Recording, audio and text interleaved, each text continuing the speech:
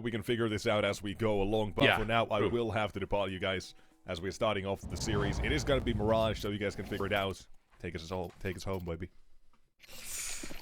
I double checked. I think the veto's wrong on HLTV because it says Nuke was left over instead of Ancient. But yeah, it doesn't matter. You know, we have the maps here on the HUD. It says Mirage, Anubis, Ancient. Those are the 3 maps that we'll get to see if we do get to Ancient, of course. And we start off with Mirage with Jacob seeing a duel down in mid. He's gonna be rotating over, helping out his teammate. There's a single player on that A site. That is Hampus, and he's gonna go down very early to Krasnal. A site overwhelmed by the side of Monte. Sticko, one fighting here alongside Haji, and they're getting the kills, but Sticko runs out of bullets. It's an awkward situation. Jacob wanted to go for the knife there, but look at Sticko. Oh, wow, a double kill. Knock last player standing. I quickly want to make a point. That's why I, Knock eliminated by Sticko. There we go, a triple kill. I think he heard me when I said that he may be not on the best aim department. Yeah, maybe not too happy with that. Yeah, you mentioned Jacob. You know, you regard him as one of the best over 30 and over players right now. I want to quickly just talk about how I need to double check which map it was. I saw Kerrigan play against Navi on... It was a Nuke. He got 3 kills in I did 22 rounds. I'm just going to say he's an in-game leader. Jacob's not. Oh, no, I know. I'm just... I'll leave it to that. Joke. And Kerrigan's older, because those extra years mean everything. Either way, though, it is just the full eco. 1 kill found on the Waro. But I mean, Jacob's looking really sharp. I've been very impressed. He's sort of given off, I want to say kind of giving off Forest vibes a little bit, in terms of even when Forest wasn't at his peak, still looking really sharp, like 32 years old, and you're still like, he's still got it. There's not many players that can do that. I mean, it's not necessarily just the fact that these guys are over 30, it's the fact that these guys have been playing this game for like 15, 16 years or whatever, and they are still doing it at such a high level without being sort of burnt out or anything, which I think is even more impressive. But first full buy out for the CT side, and an early 1-to-1 trade. Waro does fall, but as does Cypher. I think we also have to remember that Jacob was basically around the world with CS, right? He played for European teams, he played for Renegades and 100 Thieves as well, so he had a lot of different teammates to play with and get experience off of, right? And yeah, he is, I think, just that I think about it now, I completely agree with your point. He is very good individually, so good that technically he's tied for the best rating in the team with Cypher, who's 9 years younger than him. Is it 9? Yeah, it's 9 years younger than him. So Jacob, just a very, very good individual player. But right now, Monte, they start off the map better as they're trying to get themselves into that A site. A couple of players waiting for them. Knock hiding, and Ninja waiting for Favin to get all the info there. Oh, Knock, he was forced out, but it's perfect timing. Only takes down DMQ as Krasnal trades out, and it's still equal numbers here as they come in for the retake. Favin almost eliminating Sticko. That's a big kill to find there. Hampus going down to Hajilis. Favin and J-Cam as the final 2 players. They don't have loads of health between them, but neither does Sticko. It was like Haji is going to be relied upon here. The 2 newest additions are going to be fighting out, but Favin finds them both despite his low HP. J-Cam and Favin 2 kills apiece, and Bleed will win their first full bite. Just about though.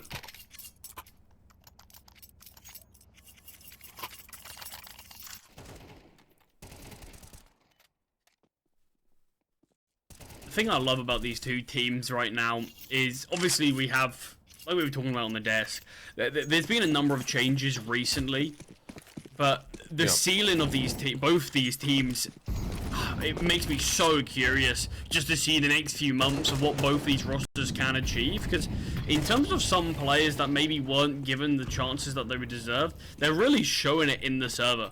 It feels, I mean, Hampus is another player I love to talk about as well. Hampus is looking on fire just individually, and it's something that I feel like people sort of forgot how good this guy actually is at the game, and we are starting to see it just a whole lot more on this Bleed team, and I just can't wait to see what both teams can actually achieve. Oh, well, Bleed might actually achieve a B defense as they take down Krasnell. Although Sticko was looking for the kill there. I do want to touch upon that point just a little bit more as well, but we'll do it in the freeze time as duels do start to happen here, as Monte try and get themselves into better positions and surprise Bleed.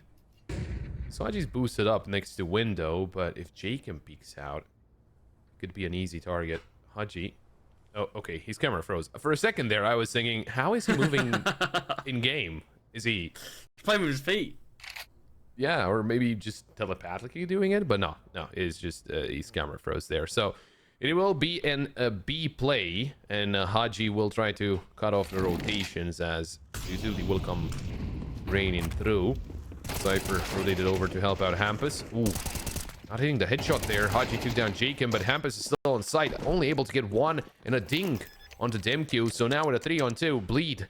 Seems like they just want to head on and towards despawn, save the 2 weapons, and that's gonna be it about this round. So what you're pointing out, right, I think it's not necessarily with those players, right, because at least we, by casting a lot of tier 2, we get accustomed to those players that are up and coming, and by the time they get to tier 1, right, we already know who they are and what their road there was, or at least like the middle of the road, right, because of course they will not start in tier 2, they will start lower.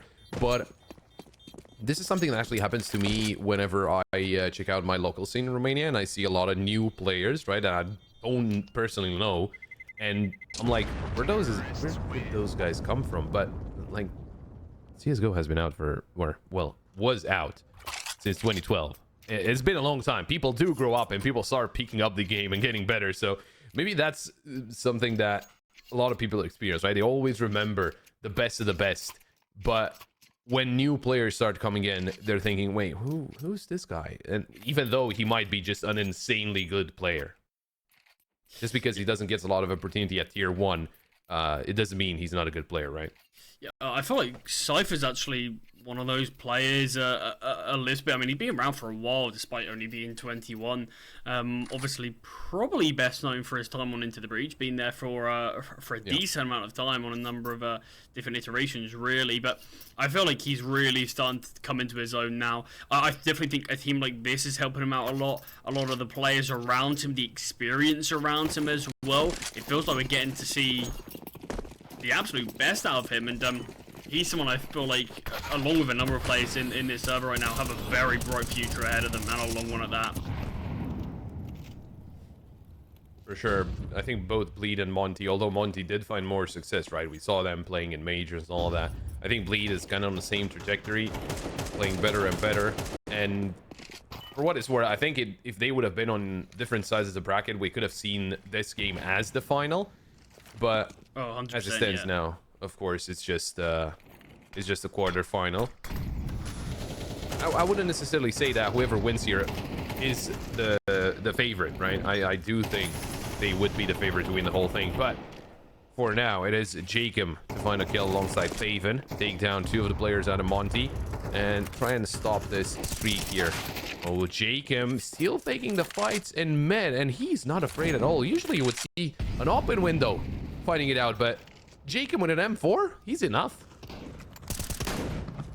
Yeah, Hampus actually has his XM, but it's at such a difficult range. He wanted to catch off players towards shore, but didn't realize Krasnow's out towards the site. Interestingly, look where the bomb's heading, though. Krasnow towards B. He's drawn all this pressure. Nork is going to be the quickest rotate towards A, and that's exactly where Demq's headed with the bomb.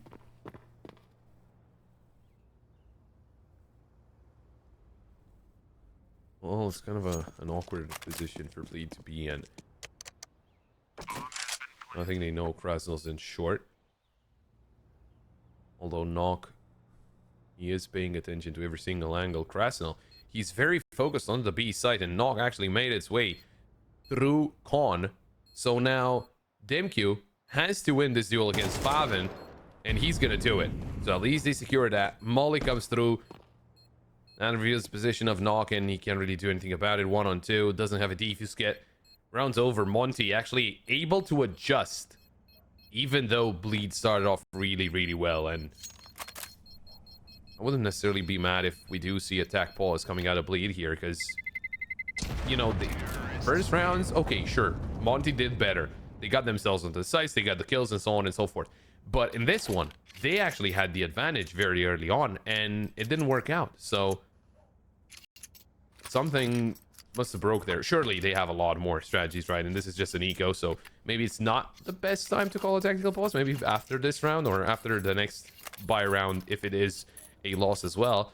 But for now, Monte showing up a little better here on the T side. They did win the T side yesterday as well against Bleed. It was 7-5 first half in favor of Monte. The CCT side that I think we maybe expected just a tad more, considering it was their map pick, but they might want to right the wrongs a little bit here. Lucky for Bleed, both mid players able to back away reasonably unscathed. Obviously, one of them being Nork with that M4. If there's any chance for Bleed winning this round, you're gonna have to make full use of that.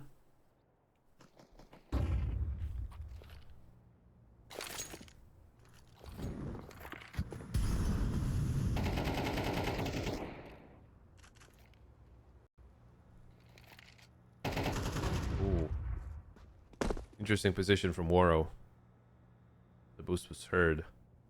Information relayed for his teammates, but that's where the M4 is, towards that B site. And Monte, they're looking towards the opposite side of the map. Jacob, 5-7 in hand, spots 2 players. Can't really do anything about it. Cypher will try to take advantage of the chaos that's going to be caused onto the A side, and actually hits the dink onto Krasnal. That's a good answer back. No armor, unfortunately, on side of Cypher. Faven, he was dinged. He does get a headshot onto Haji, though, and it can actually turn ugly for Monte here. If this one goes south, Hampus with the USP, not able to get any damage done, but Cypher takes down Sticko. Look at the Molly time. on top of the bomb. Yeah, 15 seconds left. There's no time. They can't do anything about it. Bleed, he might actually pull it off. Waro, he's gonna back away. And there we go. It's Bleed answering back on an eco. I mean, the biggest thing you have to think of there, Nork the M4, 22 damage. Jacob had armor and a 5-7, 0 damage. It was the unarmored players that really just played excellently in a round like that. I can't believe that slipped away. Cypher with nothing but a P250, he's changed things up. The ramp take, finding Krasnal, retrieving that AK. His positioning just excellent, knowing exactly when to strike. Didn't take any sort of 50-50 fights that, without the armor, would become near unwinnable. He just played off of the time, off of his teammates' pressure. Found 3 kills, brilliant stuff there. Bleed stealing a round away from Monte. Oh, now Waro with an SG over the smokes in mid. He is close to finding Knock there with the op. Jacob, though, what a shot onto Waro. Getting the opening kill there, Monte. You see Cypher being very vocal in this mid-round, interestingly enough. As Monte slowly move in through under as well, trying to overwhelm the connector defense. But that's Jacob waiting for them, and he already got the opening kill. He's going to be looking for more. He's bloodthirsty, and for good reason. He's hitting some very good shots. And why not at this point, right? As Knock is joining him with the op, trying to cover towards top mid in long-range duel. No one spotted, so Monte, at least, they keep control over mid. But it is not going to be easy to get themselves into any position. Oh, look at that. Perfect timing out of Jacob to find the second kill. As Knock will try to cover to help out Faven on that A side. Oh, he actually repositions towards CT. That's even better. Gotta hurry up though, otherwise Faven will be alone, but it doesn't matter. Faven still finds one. Leaves Demq in this 1 versus 3 clutch attempt. The position's so good, just waiting for Demq to peek into them, but gets a slight spot of Nork. It might not make a difference. Flashbang's good, but Hampus is better. And Bleed will string these 2 rounds together. And it feels like a bit of a 2-for-1 round. It's going to force an eco out of Monte here. Ooh. Yeah, okay, Warriors invested really heavily in buying that Deagle. It makes me think, are we going to see some sort of force, or are we just going to see him invest that much money? That's a lot of money. He's going to have about 3.6k in the next round. Yeah, he's going to be reliant on getting some kills here. MQ, though, could be the first one to peek out. Hampus. He's at retrieve the SG. Oh! Okay, what a shot out of MQ. SG gone. Might be cursed. You know, we've seen Hampus with different weapons already. It's only been 7 rounds, and we saw him with an XM. We saw him with the M4, with the SG. Maybe he's trying everything out, just trying to see which weapon works best here on Mirage. But Knock, the AWP, will surely work a whole lot better as he takes down Haji, and Jacob strikes back from window. Oh, Demku, he's very close, but Favin comes in from connector, and he's gonna cover his teammate. I really love just the team play idea here out of Bleed, and once again, how little afraid is Jacob in taking those duels in mid, even though they can backfire big time, right? Just a deagle lands a quick shot, and that M4 and the player, they're gone. Yeah, unless Warro can make some work of this Deagle. We spoke quite a bit about this one's going to be difficult. Steagle just with the Glock finding Nork, in fact. Doesn't even need help from Warro. I feel like they're going to need the bomb plan. Oh, the nades coming in, and Warro missed the chance there to get a bomb planted. Although, of course, they didn't have any information on CT. It was a lot of risk just planting the bomb on default there, but feels like they kind of had to take it. So yeah, Warro, he has a Galil. It's not the end of the world. Could have had an AK though. That is more important. I mean that's the thing though. We've seen Bleed hit some really great shots. We've seen a couple of rounds from Monte. Haven't had perfect money, so they've been forced onto Galils already. Do you really want to keep yourself on a Galil all game, or sort of just take a hit on an eco and actually eco? Either way though, we are a leveled up game here. It feels like this is how this one was going to go anyway. A lot of back and forth rounds. A bit of a streak, a bit of a string of rounds together from Bleed, and they're looking a lot better here on the CT side of Mirage, but losing the early kill. Demq finds that fine in Cypher. Oh, this is massive. Warro finding a kill onto Favin as well. They know he's the A anchor. Started getting aggressive so that he gets an answer for the death of Cypher. And now Monte, they can just play it, you know, slower. Haji spots out Jacob and eliminates him, and round is going downhill quickly here for Bleed. As Monte, it just feels like they played it really, really well. They find Hampus in B apartments as well, and Knock, he's been spotted. Comes through. Haji, oh, eliminated by Knock. Lightning fast, but well, the round should be over as the bomb is heading over to B on Sticko's back. Yeah, it just feels like, you know, Monte, they got the first kills. They were able to push or to force Bleed to take engagements that they're uncomfortable with and profit off of that as well. So everything just played into the hands of Monte in round number 9. Yeah, I mean, like you said, it was really good finding the first kill. You can see how patient everyone is. And look at all of these kills that are coming through. Obviously, apart from Nork, it was everyone trying to take space, trying to find a way back into the round, just due to them losing that early kill and knowing that we've got to try to get something back. But in doing so, Monte more than ready for it.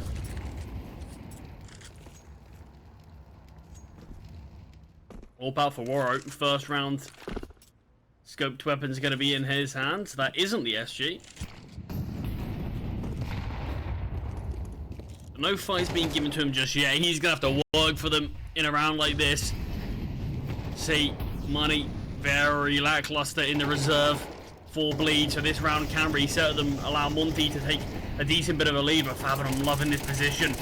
He's going to be advancing, but the shots through the smoke actually connect. Jacob finds one as well. It's advantage for Bleed. Ooh, they find Jacob through the smoke. They make it equal, but I don't think they know about the player in CT. Look at that. Hampus able to double up And Krasnell, he's trying to get the wall bank through. Doesn't connect. And he confirms the position. A lot of time left here for Krasnell to get his play done. 1 on 3. He knows that Hampus should be low. There's another player very close by. And they go for the triple peek. Nicely done there by Bleed. And Krasnell couldn't do anything about it. So, even though it looked good from Monte, right? They started pushing in. Faven, he had to use basically his whole mag to get a single kill, so the trade came in. But Jacob, he was able to pull away a lot of attention, right? He came in through the smoke, got a kill, tried to run away. Even though he goes down, they never expect a FAMAS behind Ticket booth. So that double kill was also very important for Hampus.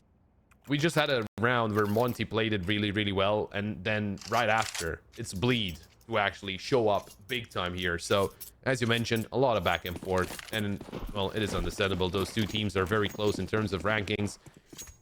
Monte, they're ranked 26th right now. And Bleed, they're 36th. You know, 10 ranks and very close to proximity to top 30. It's not a lot. No, especially when you consider both teams have had roster changes reasonably recently. Yeah. So you have to consider these things can change, can go up and down very easily just due to that. So, but it does feel like both these teams, at least for me, it feels like they're not far off one another, like you were saying. But you can see Monte, they do still have a buyout. Demq though forced onto that pistol, but other than that, it's a reasonably solid buy. Both teams are so close to being reset. But it just feels like the team is about to do so, just can't manage to cross the line before the other team wins a round and puts the pressure on them.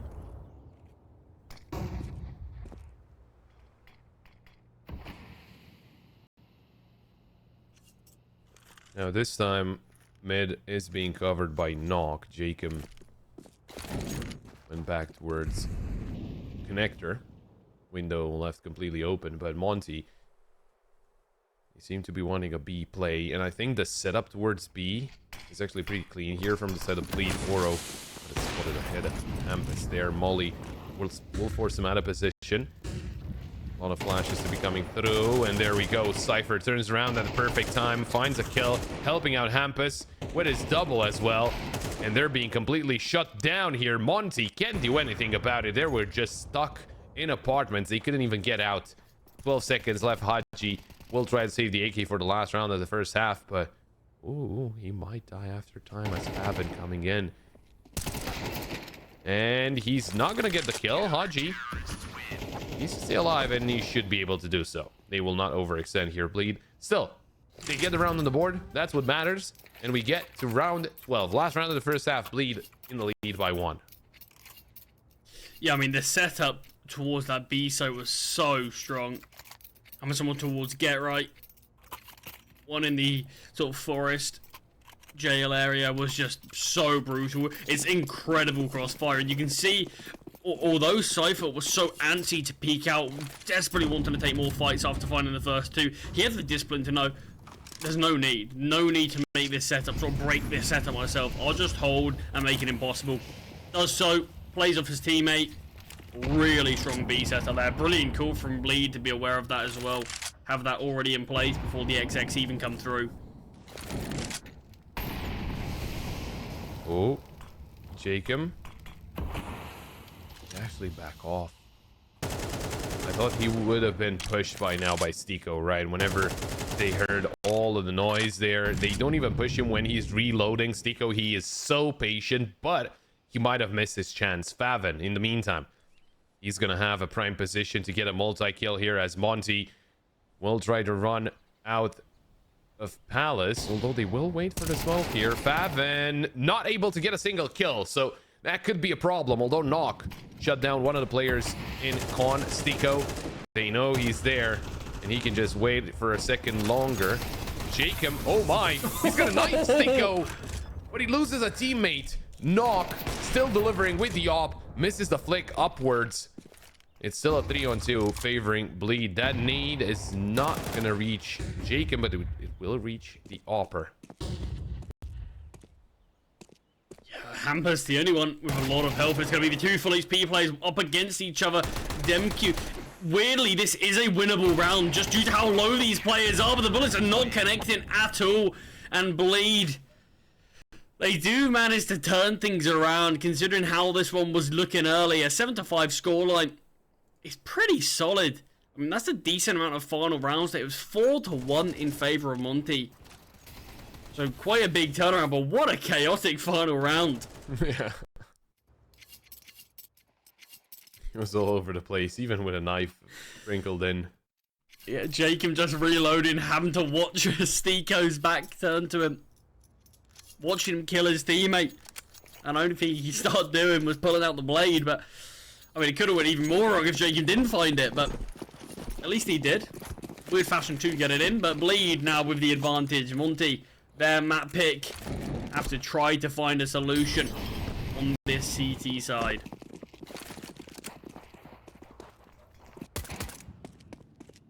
Oh, RG, nice shot. He was staying back. Oh, look at Waro, a lot of targets, and he finally decides onto one. Jacob going down. Hampus, I think he was hurt on the jump as well, so wasn't the best duel to take. It is awkward here for Bleed, and they keep on losing players without getting anything in return. Knock and Faven trying to turn the situation around, although Stiko and Short just behind the smoke should be able to surprise Knock here soon enough. They should know. Oh, he reveals his position, so no surprise there. Oh, I like that. Faven still gonna go down to Waro, and Knock, I don't think he's gonna get this 1-on-5, to be completely honest with you, but the play was really interesting out of the side of Bleed. Will be overwhelmed here, Knock? No, he still gets the shot on Demq. He is allowed to run around unchecked, and could give him the chance here. Krasnell, oh, running out of bullets here. Knock will go for the knife, and he hits the knife. It will be the trade, but there's some extra money in the bank for Knock. I just think that, you know, having your teammate jump next to window, then you peek from short. That would just blew my mind. That just feels like it's such a smart play. See, there's a couple of things I wanted to talk about there. Nork's knife kill, look how much impact it's had. So he could have had Norp if they just went for a full eco. They're going for a force, and Nork now has an AK out thanks to this. I mean, back-to-back knife kills is crazy enough as it is in the last 2 rounds, but the fact that we now have an AK in play because of it, and the fact that Bleed can now potentially win this round due to it, is even more incredible.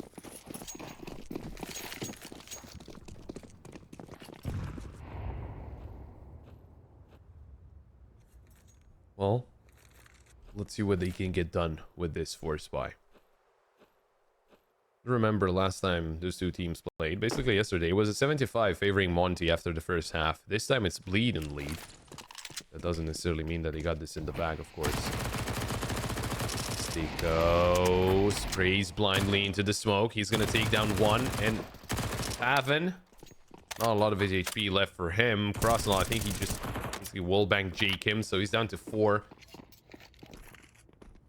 And I think at this point, Bleed are thinking maybe we should have ecoed instead of forcing up. But then again, yeah, it's too late. Yeah, I was gonna say I wouldn't have minded seeing some sort of save, but obviously not the CT side where you can easily just call it quits and go for a save, because you'll get the 0 cash back. But here we have Nork's AK starting to come through. Oh, kills are being found, but just the health of these two players, there you have it. It's just simple stuff for Waro. Nork was the healthiest one there, about half HP. Rest of the squad taken out and have been found. Weapons being retrieved. Couple of kills found, but yeah, like you said, Pop. After Stiko finds that first kill, just heaps of damage to Faven. Then the wallbang comes through into Jacob. Yeah, you kind of regret going for that buy and think this is now going to be quite a hell of a task. Yeah, no bomb plant either, so it's just gonna be an eco here out of Bleed. We do see 3 Deagles spot up, but not even armor. Hampus getting the rare inspect animation on the Deagle, of course, that helps out with hitting shots. That's 10% more chance. Yeah, trust us. We're professionals, trust us. 1-to-1 trade though. At least Bleed found a kill with these Deagles, and we know how good these Deagles can be. They can, well, because they can find more. No, they can't. As nothing else will be found, MQ and Haji clean things up comfortably. 3 from the Frenchman. And Monte once again reclaim their lost lead. This feels exactly how this game should go. There's no clear-cut winner. Up in the air, hopefully till the very end.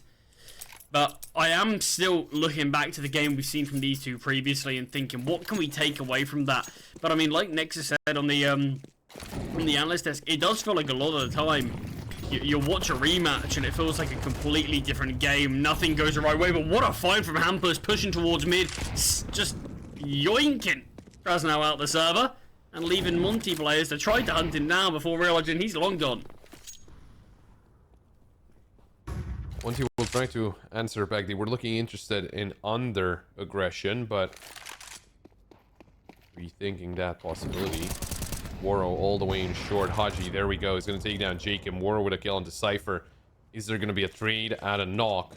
Because Woro has a good angle to cover here. He actually moves in closer. Dodges the flash. Missing the flick somehow. Not the second time, though. Woro looking for more as Knock takes him down. Now Stiko and Haji, wait, and Dimq as well. They're all coming in through apartments. I just said, you know, it was a very fast flank from Stiko, so they might not expect it this soon. But as all of the players are here, I don't think Bleed ever expect 3 players to come in through apartments. Oh, and look at this. Stiko able to dink Knock and take down Favin. Now Knock with the op, he's still just as dangerous, but Dimq, he had the angle under lockdown, and it is Monte to claim a 9th round here on the CT side. This is the highest number of concurrent rounds that we've seen so far. It was Bleed taking 3, so that they got to, I think it was, well, a 4, basically 4 to 4. Then they got 3 more to get themselves up to 7. But apart from that, nothing. Bleed, no round on the T side just yet. Yeah, I mean, you can see how difficult that really was there for Nork. Searching everywhere to try to find something with the AWP, but 3 players towards apartments, the only place he doesn't look for kills. Yeah, there's not a lot it feels like he could have done there, but Hampus, he found the first kill in the last round. That was man advantage for Bleed, but things really unraveled a little too quickly. But Woro towards the A site in this one. Are going to be kills coming his way, but just looks away from the position as the ramp progression starts to come through, misses the AWP shot. Oh, Woro misses the no-scope, and there it is. Bleed finding multiple kills. It's Krasnell and Stiko to try and stop this round from going Bleed's direction, and Stiko finds a double. It's down to Knock, who's in a pretty good position. Stiko's got a smoke, though. Yeah, there's a smoke. There's a molly as well for Krasnell to isolate Khan. But the thing is, they do not precisely know where he is. They use the molly to flush out Ninja. There's no one there. Smoke on top of the bomb. And Stiko, he's about to find out. I think he might have just spotted Knock. No one's defusing, but of course, Knock has no idea. Keeps on spraying, but he's not gonna get it. No, he doesn't get it. Oh my, he actually got both kills, but just a little too late. Monte able to steal away this round. Double digits on the board. That is very unfortunate for Knock. I'm sure he doesn't know how close he was. The initial spray did so much damage to Stiko, brought him down so low, but then we ended up seeing Krasnell step in front of Stiko to try to box some of these bullets here, and he tagged Stiko again with another one of the bullets before eventually taking him down. I don't know if it ended up wallbanging Krasnell, and that's why it only did a certain amount of damage to Stiko, but that was so insanely down to the wire. But Pop, this is giving Monte double digits now. It feels like they're in the final stretch, and with Hampus being removed from this round, this is going to be a really tall task now, isn't it? For sure, as they, you know, are trying here to get things done on the T side, yet to find still some success. Also, I do want to quickly mention, you know, we were talking a lot about the game that Monte had against Bleed yesterday in a different tournament. Bleed actually played the grand final today of that tournament, and it was a best of 5. I think we can also talk about maybe a little exhaustion. Yeah. They still played only 4 maps out of 5, but you know, 3D Max was also in that game, so we'll see them later today. But they have some time to just, you know, chill out and get the energy levels back up. So we'll see if that is necessarily something that impacts Bleed. Oh, Woro. No. He almost zoomed in into his heart and still missed the shot. Yeah, Woro's actually had a couple of tough rounds with the AWP, but it doesn't really matter. Everyone has a few tough games, but the rest of his team, lucky for him, aren't. They're looking really sharp. Nork, all that remains. Nice find I see there with a Dem Q. Only 19 points of health. The round is going to be done, though. He's going to have to back away and try to save this AWP. But, yeah, I mean, considering Woro hasn't... I think it's fair to say, definitely hasn't played his best on the AWP yet. He's still doing okay. But the rest of the team... They're all having a pretty solid game themselves, and that's something that a Bleed haven't done. Cypher's actually had a really good start to this game, but we can see he hasn't actually found a kill for quite some time. Sort of since we saw that really strong B setup on Bleed's CT side, we haven't really seen him. Jacob's slowing down a little, similar with Faven. Nork's the only one who's actually positive right now on Bleed, and it feels like everyone's just sort of slowed down a little bit. But you do think that probably is due to Monte having a pretty solid CT side right now. Yeah, I think it's the adjustment based off of what they played yesterday, right? Since they went into overtime as well, they should know everything that Bleed have got to play in this one. Of course, maybe watching... I want to double check if Bleed actually played Mirage against 3D Max. No, they didn't. Okay, so... that was the ban of 3D Max. So for sure they have a lot of information, but at the same time it does seem like Monte were able to adjust from yesterday way better than Bleed were, right? And as we saw them on the CT side, don't get me wrong, they got 7 rounds, they got more than yesterday, but it's a big difference of what Monte are able to do here in another Mirage right after they played one the day before. So in round 19, Stico gets a lot of control out of B apartments. He will have to back away though. He was left alone for a second. Haji was leg shot or either leg shot or wall banged by Knock all the way from Palace. Molly should keep Monte secure for a little longer as Knock backs away, but there's a lot of presence in mid, and Han might be the point of attack there for Bleed. Oh, Haji. You get a chance there to take down Hampus. He did back away towards short, but if he jumps into window, I don't know if he checks the corner here. I mean, the curious thing is, Bleed, they've opted for the partial investment. They've opted to play for overtime, but this is still around. They certainly can win. Nork still on the AWP, Jacob on the rifle, but Stico finding that he's going to give advantage to the CT. Stico finding another. He's had a huge last couple of rounds. Really important kills. And it's now just all on Nork and Jacob. 15 seconds on the clock, not a lot of time to play with. Mystico again finally gets shot down from Nork, who we might end up just seeing another save attempt. But this is where we really can see Monte go for the hunt. They're going to be aware that if we take him down, he's going to have 1.2k in the next round. I don't know if they're going to be close enough to do so. They will allow Nork to survive.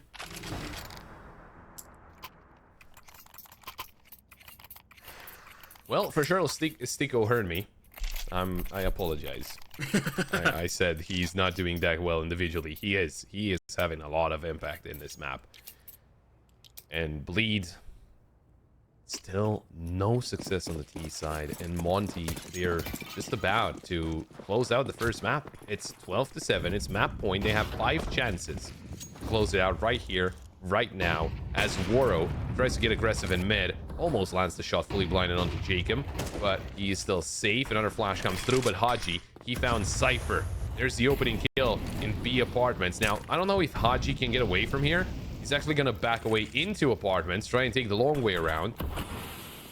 Oh, but look at Stico. Can still see barely with the help of the bullets going through the smoke. Haji actually gets away with his life. That is, I want to say, a mistake from Bleed. They should have punished that because he was stuck. I think Faben wanted to try to have a look in, but he realized he's got no teammates nearby, and he'd lose having a 4v5 in comparison to a 3v5. it just feels too difficult, but it doesn't seem to matter. Haji, the player that they let live, finds another kill. Stiko's got one in this round as well, and things are falling apart. Nork, once again, one of the players in this clutch, but no save can come through this time. Has to go for the full-out victory, but Faven dropped down low. Nork tagged away as well. The nade will finish off the German, but not yet.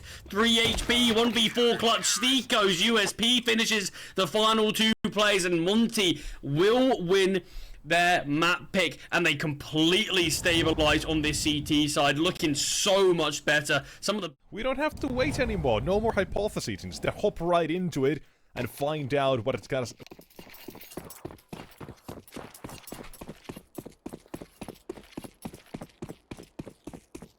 Now it's going to be a long road until we get to see that op out of knock, but of course the fifth round is going to be very important, and Jacob is able to find an opening kill. Cypher finds 2, and that makes it into an advantageous position for Bleed, but Cypher, he is by himself for now. No problem though, because he can fend off the attackers by himself. Wow. It is a quad kill from Cypher, and there we go. He needed some of those kills, some of that action as well, because he had a very rough start with that first map. Yeah, I mean that's the thing. Cypher looked really good initially on Mirage, but completely sort of fell off a bit. Couldn't really find any impact after maybe, I want to say 10 rounds or so. Probably only found about 1 or even 2 kills after that point. So something like that going to bring some confidence back. And this is what I mentioned about Bleed. I want to see them have a good start on this CT side, because their T side was very poor. They need some momentum going in their favor, and what a way to do so. Just going to be the full eco here from Monte. Jacob finding the first kill. We see a couple of deagles being bought out, so maybe we can see a bit of damage being done, but one of them falling, and both of them falling now. Could be a clean 5-man survival here. Yeah, it will be. There we go. Very nicely done. Bleed taking down Monte with ease on that eco, but the weapons will come out, so let's see what Monte, if they're able to answer back here. Get some headshots in, get some damage done. Curious what Warrow's going to be investing in here, because you can see there's not a lot of util in general on the side of Monte, and yeah, he will opt for that Galil to be able to bring out a bit more util, just so he can support his team in that way just a tad more, because they did invest a lot in weaponry. Early gunfight, Haji takes down Jacob, takes no damage in the process as well. Hampers is towards mid, so almost catches off Haji.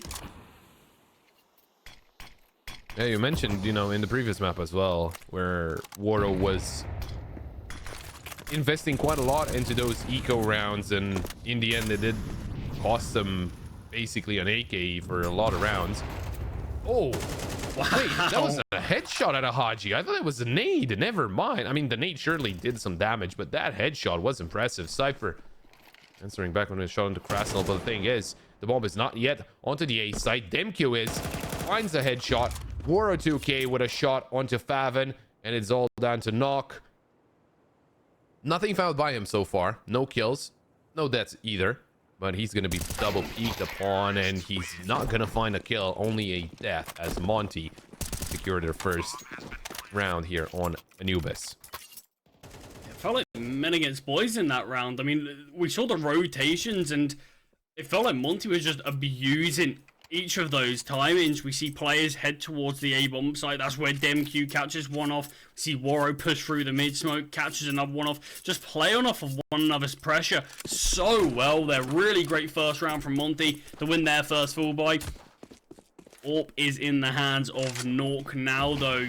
Big hits for the utility for the CT side to ensure the weaponry is going to be in play, and Nork wants to make this AWP have early impact. Does get the tag onto Stiko. Gonna go back for more. I think he regrets it halfway and just leaves. Ooh. Hearing some typing in chat. I don't know if this is going to be a round reset. Everyone is in spawn for Monte, but Stiko's being tagged with the AWP. Maybe they called for the pause. If they called it soon enough, yeah. I mean, you can see Bleed. They're all at spawn as well now. They're not looking for anything. So I think they're probably going to allow the round reset. But, yeah. Hopefully it was called early enough. Round is going to be reset regardless. Only issue is, is Monte actually going to be aware of this AWP? They might have considered it's a possibility, but now they're going to know factually, yeah, an AWP is in play.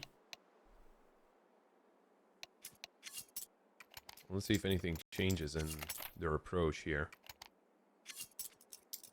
Because even if you reset the round, right, there's some information that has been gathered. You can't really do anything about that. You can't really throw them, okay, forget what happened. It's not, you know, it's not RP. It's CS. Yeah, so not Men in Black with that sort of memory wiper. Yeah. Don't have that, sadly. Maybe in a few years. But not just yet. Oh, fast push towards mid. Very big change up here. Jacob goes down. Oh. Hadji wanted to level the playing field, so he takes down his own teammate. Well, that's not good. But in the end, they find the opening kill and open up a way into mid, especially. What a contested position always on this map. Waro. Oh, ahead of the smoke, but didn't commit to the push. It was Knock with the op who would have been ready to wait for him. So just looking around there, Knock. He is by himself, so he could be overwhelmed. But if they give him the one-on-one duels, ooh, Stiko just barely out of sight for Knock. Bomb did come in closer. The smokes will be coming in as well. Knock. Nothing spotted so far apart from the utility. There's some help very close by. That is Hampus actually swinging out of the smoke. And Monte yet to push in. But they might have seen Hampus. They are paying attention to this position. It's not an unusual position to hold. Haji tagged up to 31. Knock finds the kill onto Demq. And Hampus is still yet to strike. Spotted by Stiko. But they don't have something to flush him out with. Waro needs to help out his teammate. And now he's all alone. So no more teammate to help out. But he has to clutch up. 1-on-2. Spotted and he gets closer to the opera. And Knock with a USP will end the round in favor of Bleed. So good adjustment here out of Bleed. Able to secure this round. Not allowing Monte to string rounds together very early on. Yeah, I mean, a couple of things there. Bleed, I mean, sorry, actually, firstly, Monte were very slow to actually get out onto that B site. They had all the util down for a while, but didn't really push out for a while. It felt like they were lacking a few flashes. They would have loved a molly for Hampus' position, but, I mean, Hampus found 0 kills, but so much impact in that round. The amount of pressure he took away from the rest of his team, you saw Stiko was looking towards there for quite a while. Demq didn't feel comfortable towards the site, tried to make his way out, but allowed Nork to take him down. And just that pressure that he applied and eventually allowing the trade to come through. Yeah, really brilliant stuff from Hampus, just to know that I probably shouldn't overcommit here and take a fight, because this is so much real estate I'm giving up if I go down here.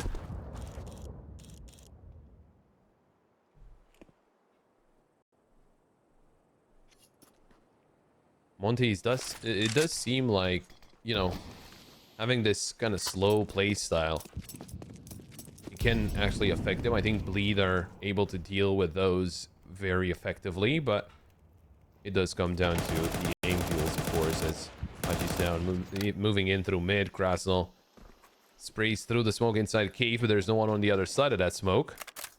Cypher trying to be up close and personal with that MP9, which is understandable. Jacob should be the first one to take that duel, though. Initial duel will be had of the M4. And Monte, it seems like they decided already to split into the A site. It's not going to be easy to bypass Knock through mid, though. That is one of the points that could be a pretty big problem. Flashes come through. Nade out of Jacob doesn't deal any damage, but there's the flash and the push, and Cypher able to find one before going down to Krasnal. Mid, still a problem there, but Haji makes it through safely. Jacob with a shot into Waro. He's going to be taken down. In the meantime, Stiko eliminated in mid. So it is player advantage for Bleed. And Knock will find a very important kill.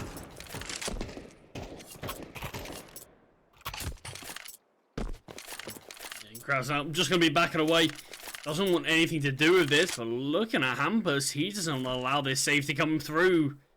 Haven nearby. 3 seconds on the clock. Players are a bit split. Molotov gonna come down. I think he's gonna be able to live just due to the positioning. But it was constant trades. But The fact that Jacob found one on that bomb site after sort of being pincered in towards that A bomb site allowed the mid players to start to come through, get a free kill mid that just isn't tradable, and left himself in that 3v2. And from there, Nork finding the kill towards heaven made that a near impossible round for Kraz now. Yeah, just a very good start from Bleed here. Although for Monte, at least in the games they played in the past 3 months, they usually did better on the CT side, interestingly enough. Which, sure, it can be a good sign for them, right? They get some rounds on the T side and then they start fighting back on the CT side. But Bleed, they're better on the favorite side of the map. Oh my, Stiko! What? Okay, a double kill with the Deagle to open up a way into the B site. Now, Faven is also here, but they can overpower him with the pistols or with an AK bullet to the back of the head. This goes downhill big time for Bleed, as Stiko, he is again able to find a lot of success in what could have been a round easily won by Bleed. You know, it was mainly pistols, sure, some weapons sprinkled in there, but it's the Deagle to find the most impact here in round number 6. I mean, huge impact there from Stiko, just to really steal a round away. Don't really even give Bleed much of a chance to fight this one. Jacob and Cypher both have to call it quits. Warrior's got a good idea, but patience not good enough, as he will just drop down as Cypher starts to push his way on out. Jacob finds Hadji, so that's the AWP. Going to be allowed to be saved to Bleed, but more importantly, not saved to Monte.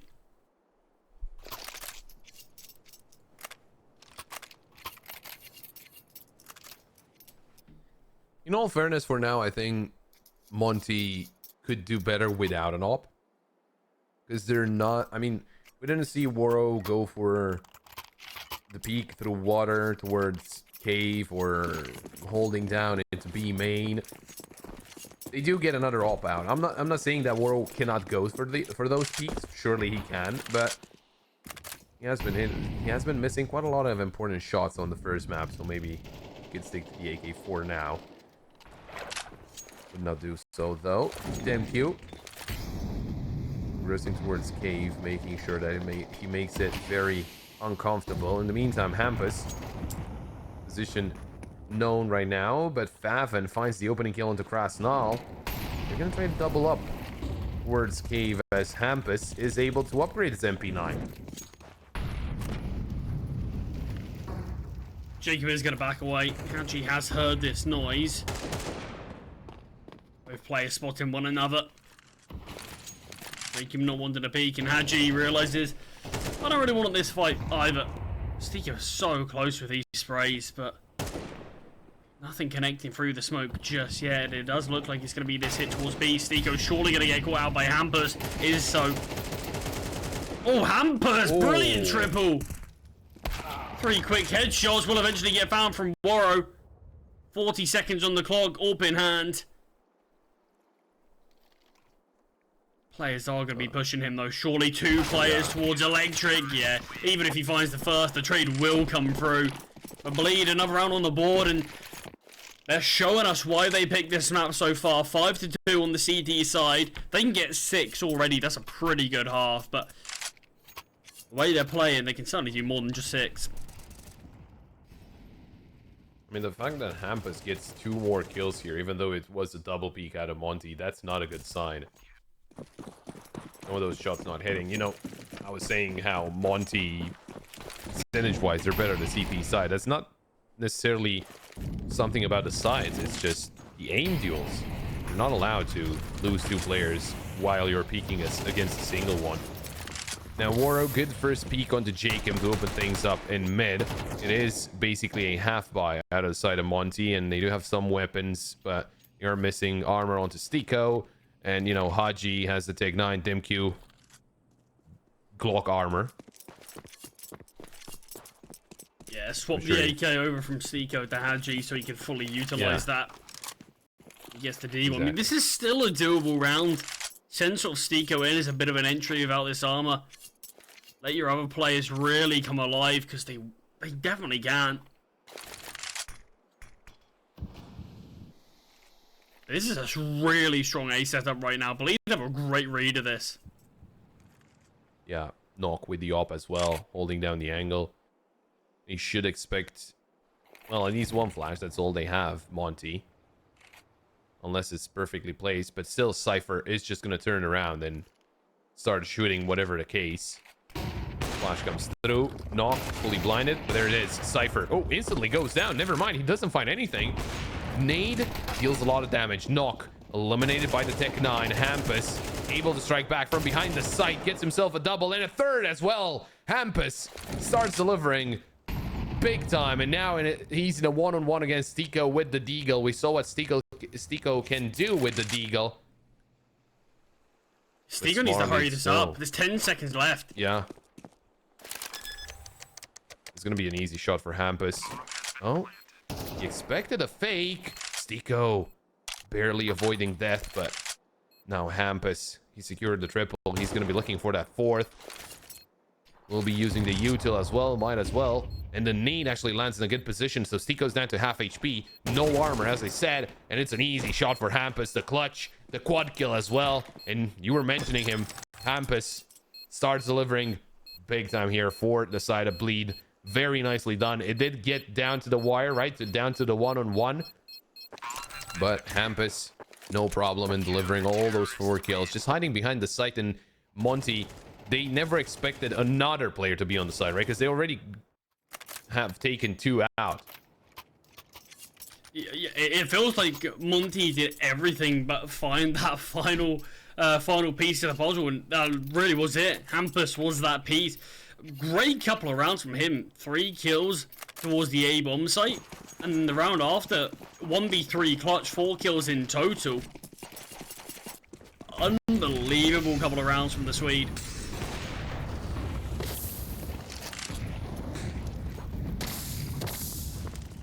Sending a player very quickly through mid, and it usually works out in Monte's favor. They get easily control over this part of the map. Oh, Knock landing the wall bang onto Krasnal. Perfect nade landing on the feet of Haji, and Hampus, he's gonna have an easy time getting that kill. Yeah, even though they get some space in mid, they're not really allowed to do anything with it. That's the thing. Bleed are very good at shutting down a lot of things out of Monte. Waro, we don't know about him, so Faven will go down, but he actually deals a lot of damage to Waro. He hesitated for a second. Yeah, it takes so much damage there. That's the kill that Waro needs to get cleanly. Oh, it looked like he was going to make a bit of a risk and push through that smoke. Could have worked out on a bit of a timing, but not going to be for now. Stiko really going to have to be the key player in a round like this. Only one with any actual health. 1 bullet will take down Krasnal and Waro.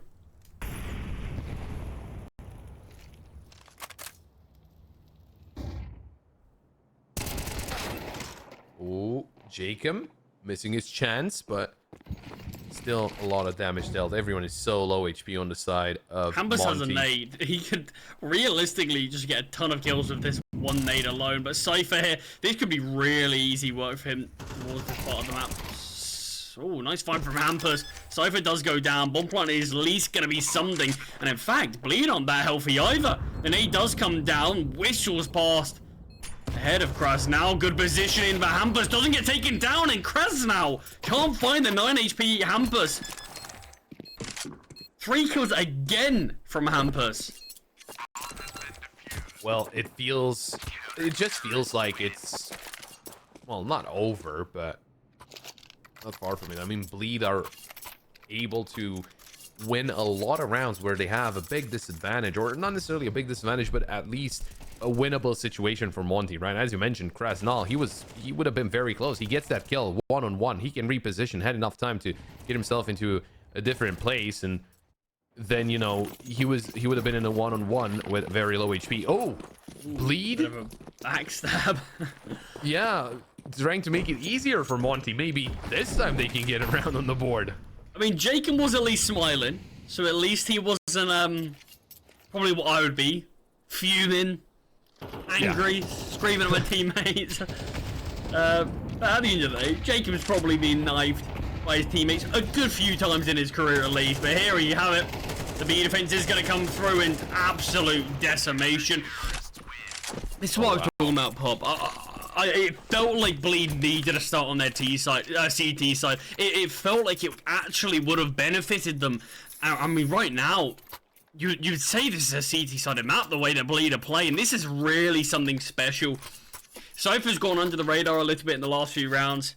He's 10-5, he's another great game, but Hampus really is the one playing out of his mind. And the other three, Jacob, Nork, and Fathom, they're just putting up numbers every now and again. They're not dying too much. But they're not, once again, it feels like another game where they're not really needed, similar to what we said for Monte in the last.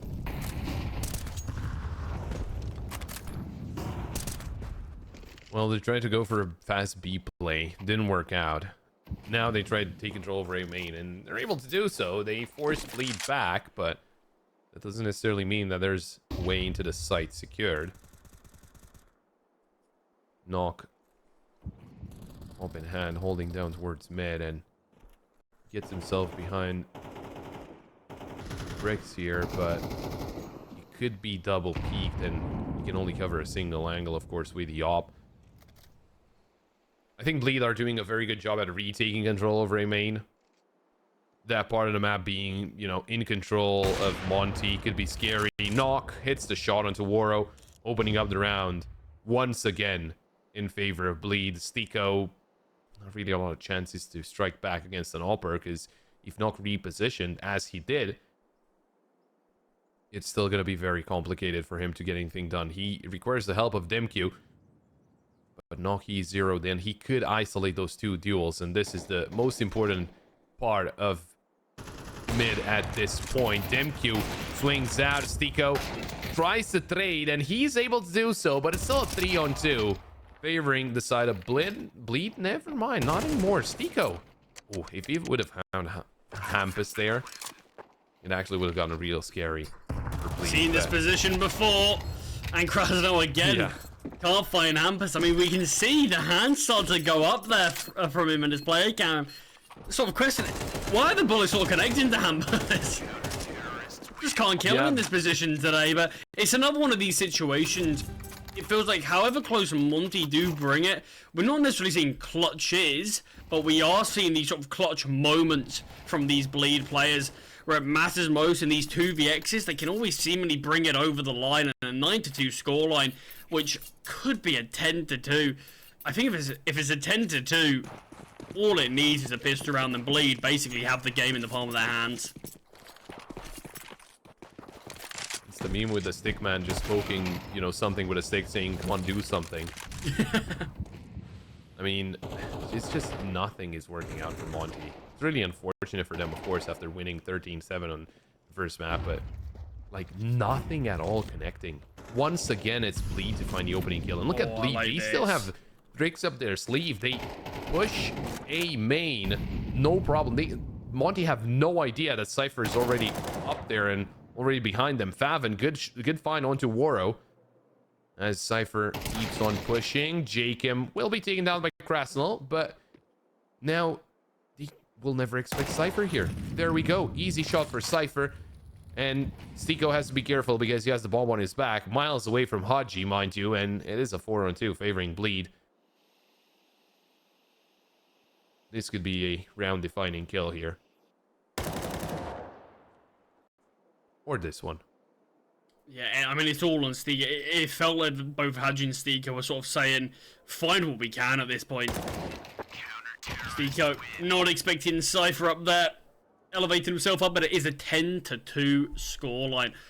Crazy performance right now from Bleed, but this is the thing, you mentioned about sort of Bleed having some tricks up their sleeve. It didn't really feel like we even got to see too many of their tricks because Monte were going so fast into Bleed that they were playing a bit more timidly on their CT side, which is, I mean, at the end of the day, it's sort of how Anubis is played. The CTs can't really take too much control, but it felt like when Bleed slowed it down a bit, that Monte didn't just sort of be a bit lackluster in the defense. They took space. They were proactive.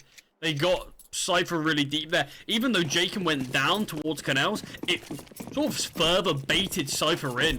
Really brilliant stuff, but like I said, pissed around. It feels like if this goes the way of Bleed, this one's done before it even really began. Oh, actually finds the opening kill. Stico with one on campus. Cypher did get a trade here, and B-side is actually open, but Monte get very close to the bomb carrier, and Stico needs to find the headshots there. Faven with a double kill. Not gonna take the duel against Woro. He's just gonna reposition. But look at Cypher. He is already down in mid. It's like they swap sides. He is in such a good close position. to spotting Woro. Just does so. Gonna relay this information to Faven. Tells him just a tuck. I've got a free kill here. And we'll take him down. Always gets a little bit scary with the Glock. But them queued out in the 1 versus 2. Not looking too confident. Oh, he was spotted. MQ. Can he get this 1-on-2? It would be massive. It would be very important to at least try and get something out of this. He spotted the player all the way in main, but Cypher lands the headshot. And yeah, I don't know how many rounds are left out of this map, to be honest. Bleed, that piss round should secure the map, to be honest. I think we're gonna get to see Ancient as well. Not a lot that you can do here. I'm still very confused because it's still a different video on HLTV, but I guess we'll see when we get to the 3rd map, because all signs are pointing towards the 3rd map. Yeah, I'm pretty sure it should be Ancient, but I mean, yeah. Ancient being... Yeah, Ancient's going to be really interesting in terms of what we are going to see, because that was one that we looked at and sort of knew in the last time these two played that Monte had a pretty solid result against Bleed's map pick of Ancient. But obviously we sort of said the similar thing to Mirage, which turned out to be a completely different scoreline. So a lot of question marks around Ancient if we do end up getting there, which it looks like we will get there.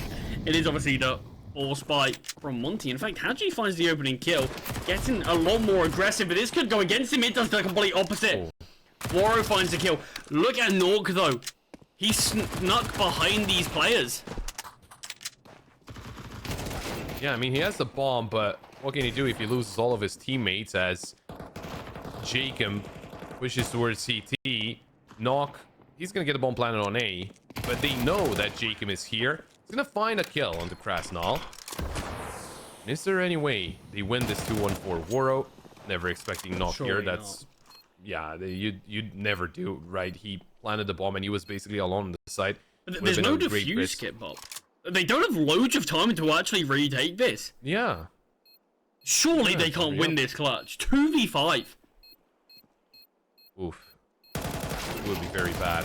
Jacob eliminated. Knock finds a kill. He needs to delay them as long as possible. And Stico's put down as well. Knock! Oh my god, what a clutch! Not only delaying the defuse, disallowing it as he takes down every single player, and it's map point for Bleed. 2 versus 5. Any bit that Monte had, any bit of hope has been ripped away. That kill into Woro is huge. If Woro keeps himself alive, the 2-on-4 feels so difficult, but yeah, the fact that Nork is... I mean, one, he probably already wins the round after finding Stico there. Just delays enough time. But the fact that it feels like it rubs salt into the wounds, finding Haji as well, saying, even though I've got to win the round, I'm not even going to let you live. I've done so much here. Another force bite, obviously, going to be coming out from Monte. This has been a bloodbath on Anubis.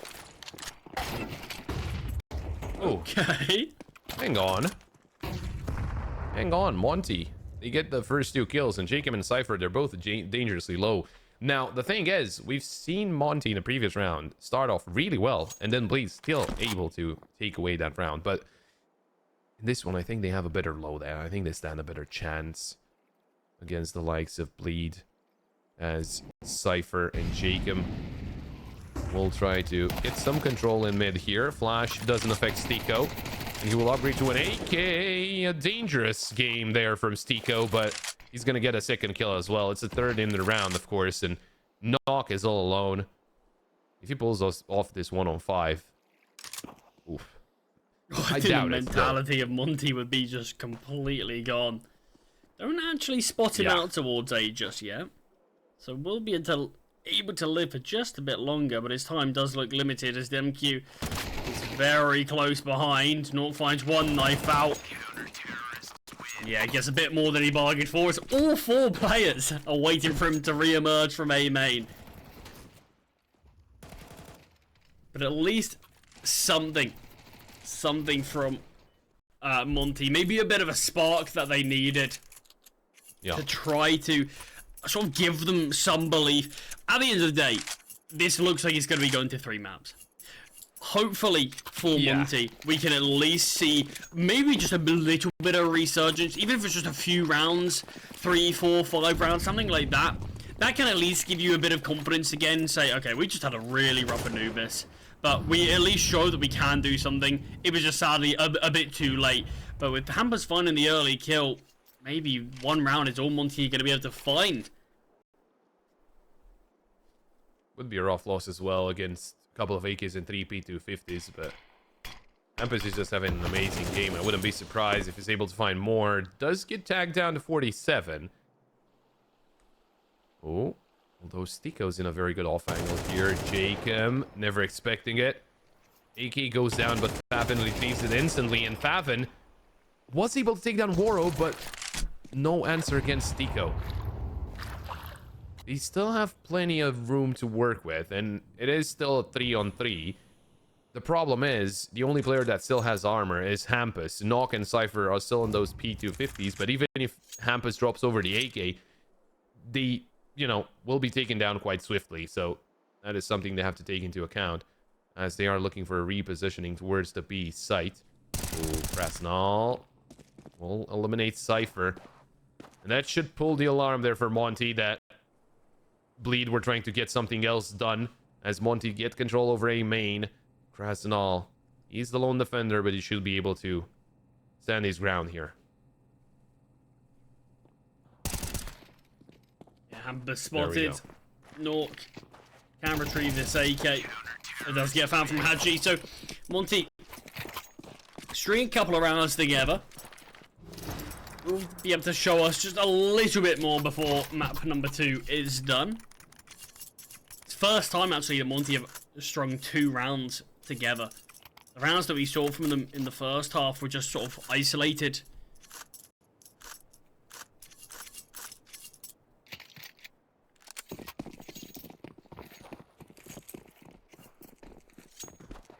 Well, now Monte, they need 8 rounds in a row. That wouldn't necessarily be a problem if mistakes were allowed, but none are. Bleed win 1 round, it's over, we get to Ancient.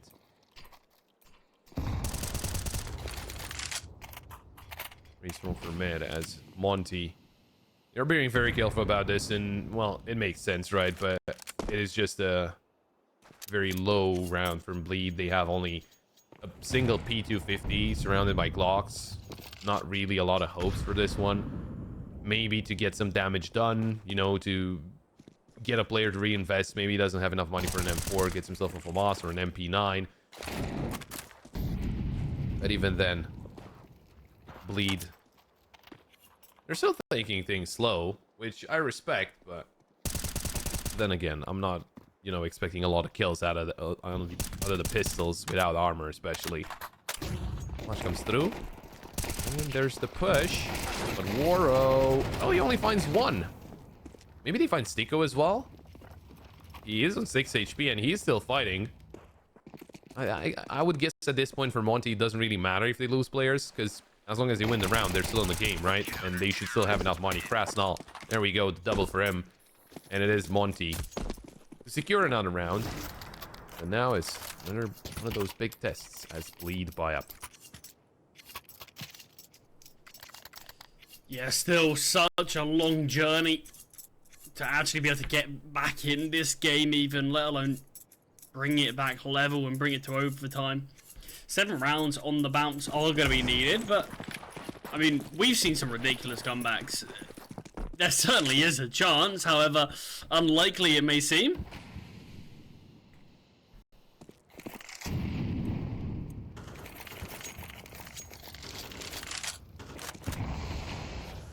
Ooh, Hampus finding the opening kill onto Stico through the smoke in mid. That is not a good sign because Monte, they were expecting a play towards the B side. They have 3 players there. DimQ actually rotated to cover mid instead of Stico. And if lead, they could find the right timing there to just start pushing and find an empty A site. Ooh. Krasnow's wow, opted against the rotation towards A. Yeah.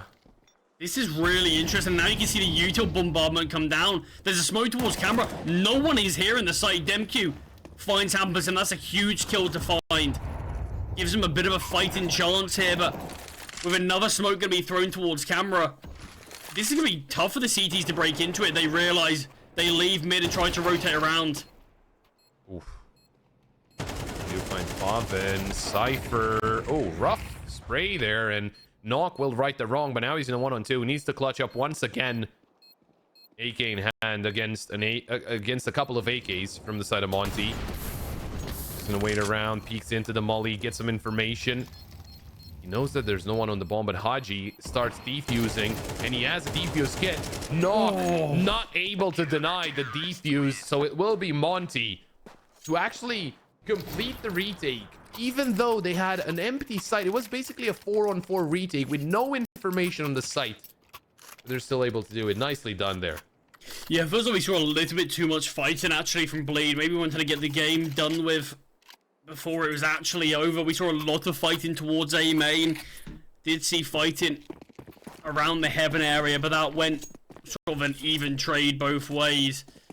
But yeah, it was the fact that we ended up seeing the A main players just go down for nothing. That was one of the biggest issues. But still, 6 opportunities to close this one out.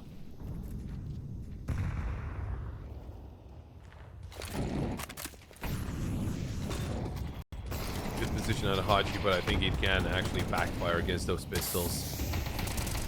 Bobbin, oh, he heard the tag there, but he is going to go down to Krasnal. Stico with a shot in the Cypher. Haji staying alive, but barely.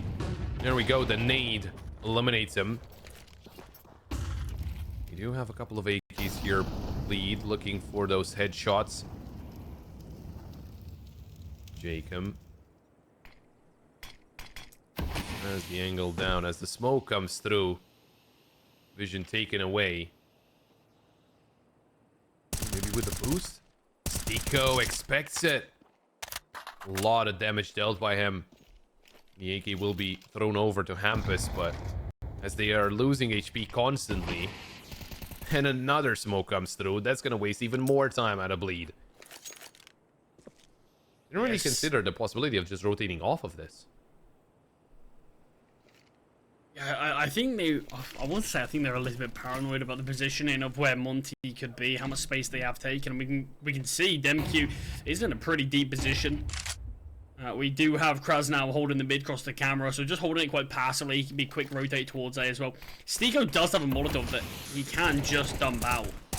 Opts not to, and no need when the kills go their way regardless. 4 players survive from Monte. They're going to want to make sure they can at least keep a decent bit of a bank alive. So it's not like they win a round, but sort of 1 player maybe survives, and you can see limitations like for masses come out.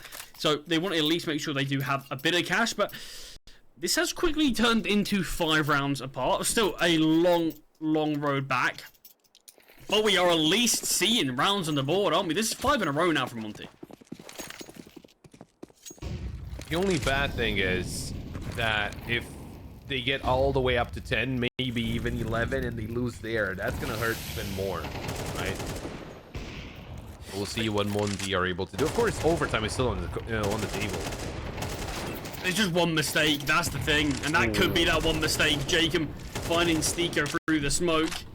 Damage was dealt to Hampus and Fathom, but a kill was going to be far more important than damage.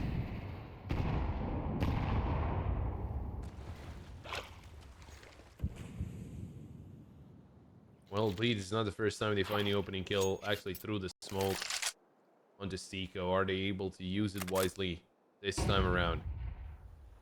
As flash comes through, DemQ takes a quick peek. No one spotted in A main, but they are getting themselves very, very close. Waro gonna try to cover mid, and he's gonna take down Jacob. In the meantime, Demq flash is gonna come through the smoke. Demq was not spotted. Oh my, he actually surprises them. Haji able to help out as well, and both players from Bleed, they're about half HP. Faven trying to find Haji. It will be Hampus to backstab him, and this is still scary. Nade, a good amount of damage, but Woro jumped through the smoke. Hampus gets a trade, and it's all down to Krasnal. We've seen this duel quite a lot of times here on the safe side, but the roles are reversed, positions are reversed, and Hampus has no idea Krasnal could be this close. So Monte secure another round. They're on the right track here, CMD. It's starting to get a little uncomfortable for Bleed. They're still up 4 rounds, don't get me wrong, but yeah, quite a big difference. It's not that big anymore. Yeah, I mean, that's the thing. We needed Monte to have 10 rounds in a row, which is ridiculous. 10 rounds in a row to bring us to overtime. Just hearing that, you know the game's going to be done. Yet we have somehow seen 6 in a row so far. So it is making me start to believe. You understand what Hampus was thinking there, fully gambling that the final CT was towards A main. Wasn't the right call, wasn't the right play. He does get punished for it, but still these pistols can do damage. Stiko gonna be under pressure now. A lot of bodies gonna be swinging his way. Feels like he at least needs 2. Won't be able to get so much damage dealt to Jake in the mode. Look at what this has done to Kraz now. Look how quick he is in the flank. I think it's been heard. Nork's calling to the rest of the team, and it has. Hampus finds Kraz now. Oh, that could have been so good, but now he can actually turn so ugly. Bleed. They could win this on a weak buy. Haji, sure, he pushed through mid, but he might be a little too late to the party if Bleed start moving in towards the side. They are still hesitant, so Haji could have a chance here. He's not taking the long way around. Could find the bomb carrier. Oh, the bomb was just dropped over. Haji strikes onto Faven, makes it a 3-on-3. Bleed, what do you do now? Do you commit to the A play, or do you go for the hunt for the player that's flanking? And it's the latter. But Haji, he finds that information as well. Drops the molly. Has the smoke available as well. They will be taking water route towards the B site. And Demq, here's everything here. The smoke comes through. Demq not able to eliminate Hampus, and actually because of that, they lose Haji. Couple of low HP players on the side of Bleed, but they have control over the site. And Jacob's actually coming in through mid. Yeah, nade comes out. Not a great one. There's a number of players who can be found with that, but thrown to a pretty poor position. It feels like Jacob's done enough to win this round himself. Being this contingency plan towards mid. The CTs are never going to expect it. Time is ticking. Defuse kit only on Demq. They find the first. They need to find Nork now. Demq sticking it with Jacob. That contingency plan does come through and does strike true. It takes a while. Certainly not closed out nearly as cleanly as Bleed want, but Monte do fall on Anubis, and Bleed will. Well, narrow down your predictions maybe a little bit here on who's going to be, or now knowing who's going to be starting on that CT side. So, is that anything else? Anything else you want to say before we hop into it? Good luck to both teams, I guess. Yeah, all right. Good luck to you guys then, because we're gonna hop right into the game, just like that. So enjoy. Well, Bleed, as Nexus mentioned, it makes it easier to know who's gonna start on the CT side. Of course, it will be Bleed, and I just think they need, once again, to start off strongly, because Monte, they were putting a lot of pressure onto them as they were coming back onto Anubis from a pretty big lead out of Bleed, and if it's a good start out of Monte, he might get them once again scared. Hampus, though, starting off the piss round, only 7 HP as he gets dinged by Stiko. Yeah, very quick out towards the A-bomb site from Monte. A couple of dings coming through, but no kills just yet. In fact, the first kill does go the way of Bleed, but quickly spirals as the kills are all going the way of Monte. As of now, the Jollies at range aren't the best weapons, but still, Cypher manages to find one. Interestingly enough, the bomb hasn't been planted during this time, and they are constantly taking these fights.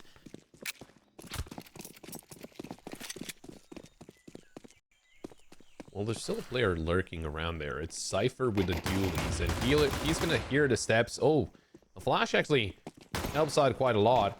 Allows Faven come in and help out, but Faven just goes down without getting any answers back. Cypher, He's 6 my HP. God. How has he Dooley's found these kills?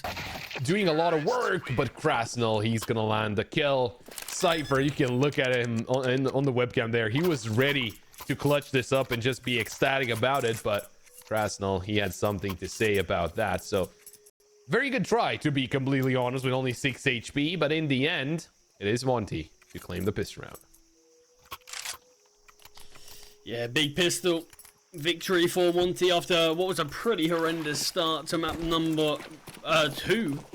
But yeah, pistol round going their way. It's going to be something. Bleed are going to be going for the 4 spy. Cypher, I believe, dropping over the M4 to Hampus. Had enough money to do so, so drops that weapon over. A lot of trust in his teammate Hampus, who was excellent in the last game.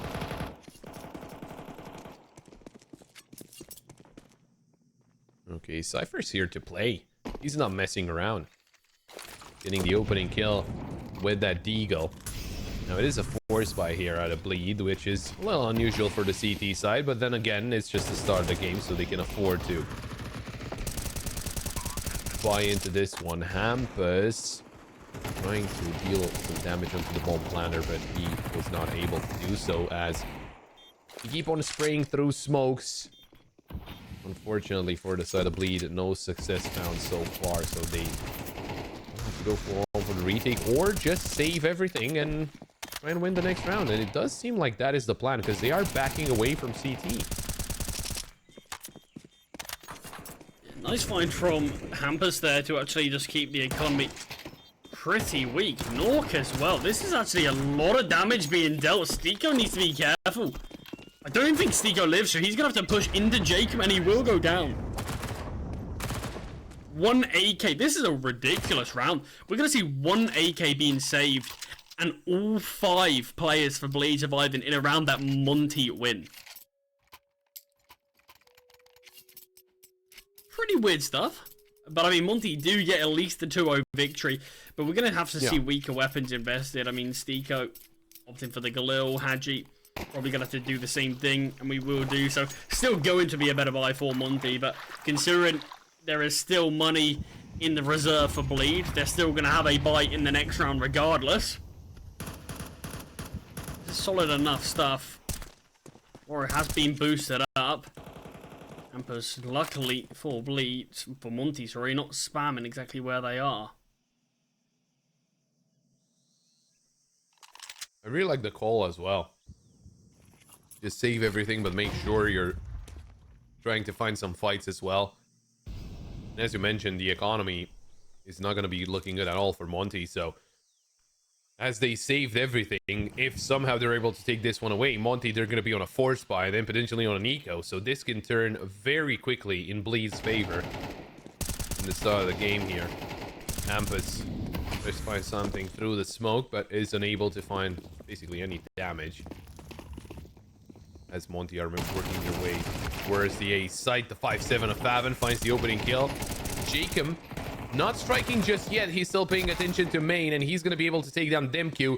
Now down to a 2-on-2. Hampus still having an M4, but is taken out by Waro, and it's down to Cypher.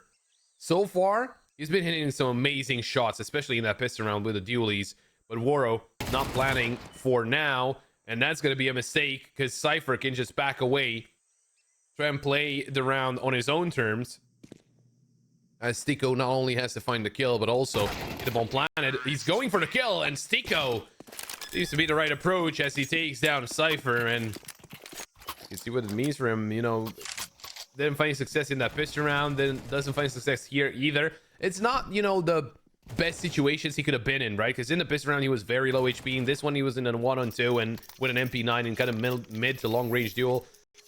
But those add up. Mentally, it's not gonna be so chill out of Cypher. I mean, we saw a little bit from Krasnal in the last game. It felt like he just could not best Hampus in any scenario, and we saw him start to get a bit flustered over it.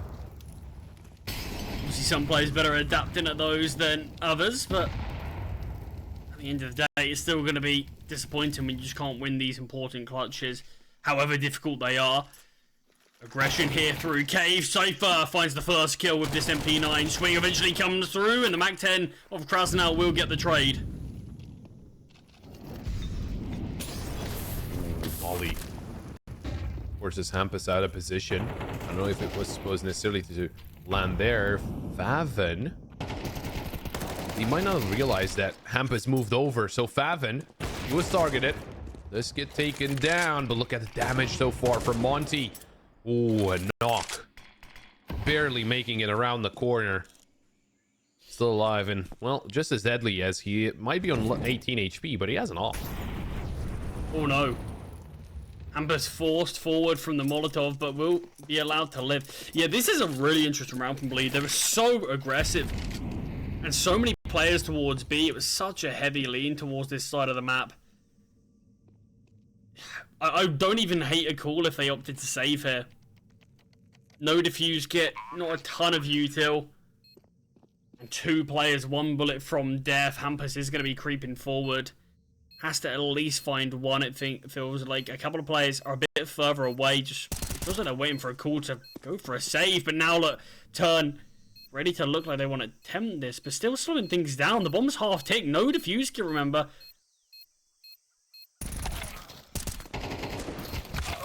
Oh, Jacob able to find a double kill. Wow. And, well, yeah, it should be enough. Take the round. Barely, I think.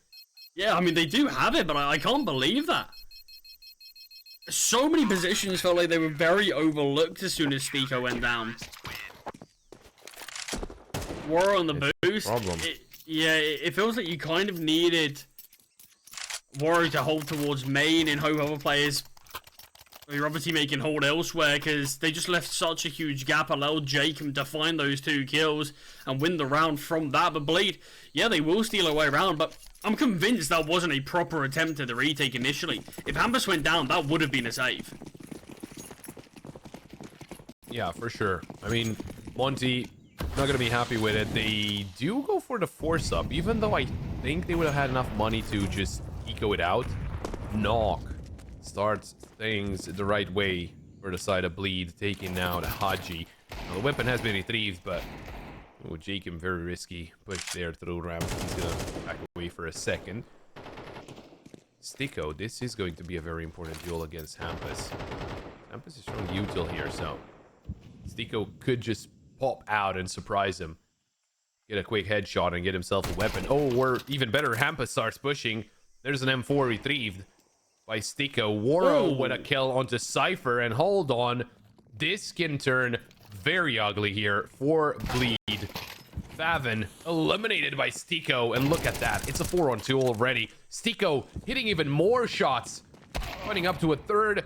Will get shut down by Knock, but now Knock just clearly saves. So even though that retake was successful in the previous round from the side of Bleed, Monte, they don't slow down. Yeah, huge round to win. Stiko takes 3 fights, wins them all. First one at the Hampus was always going to be difficult for Hampus to be aware of, but the other 2 50-50 fights, but Stiko comes out on top. Big round there for Monte. Deny Bleed stringing these rounds together. I did see an investment out. That's a great opening kill. But this fight here was so dangerous from Waro. Waro had the bomb there. There was 2 players towards that short position. If he misses a shot and we see the double swing, that is bomb down, despite the A bomb side being taken. That would have been really monumental. And Bleed probably could have won the round just from sort of protecting that bomb a bit. Oh, for sure. It would have been round over just instantly, because they had to retake or get the bomb back from a position where they had no info upon, apart from, sure, there's someone swinging out of cave. In the meantime, Waro finds the opening kill, but he gets tagged down to 2 HP, and he's gonna back away. Stiko spammed through the wall down to 26, so even though Bleed, they lost Jacob very early on, look at that, they get Cypher to answer back because Bleed pushed all the way through A main. Waro, he was holding on for a player still pushing, and now it's Faven walking in his crosshair. Haji and Krasnal, they find the kills here in B, so maybe it's not that bad and everyone is low HP, but Cypher Oh wait, Krasnell, he was the only one with a lot of health. So Cypher, if he has the information that everyone is low, he could actually attempt this.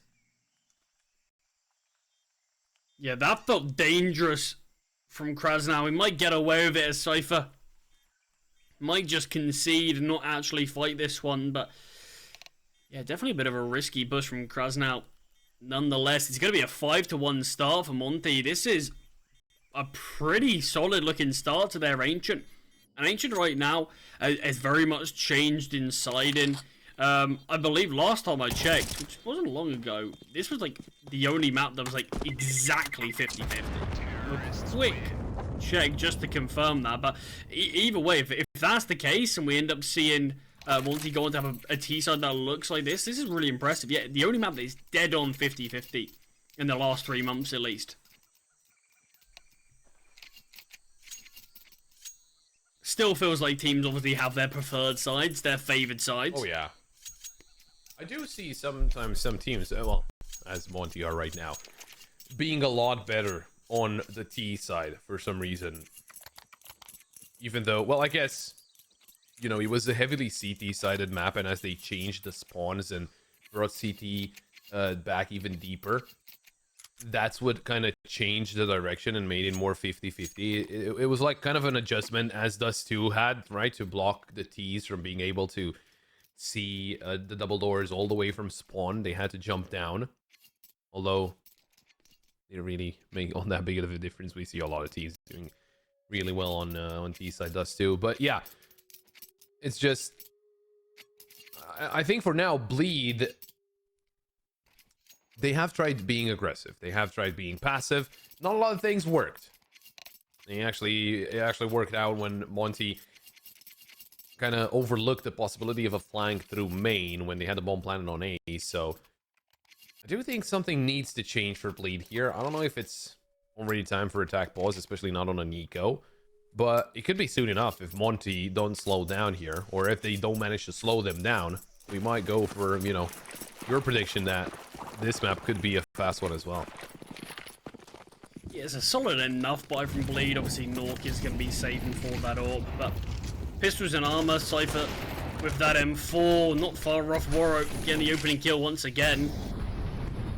Narrowly avoids his chance. Cypher wants to be an impactful player here, so we can see he's already very aggressive. After this smoke phase, we can try to spot to see if he goes for any aggression.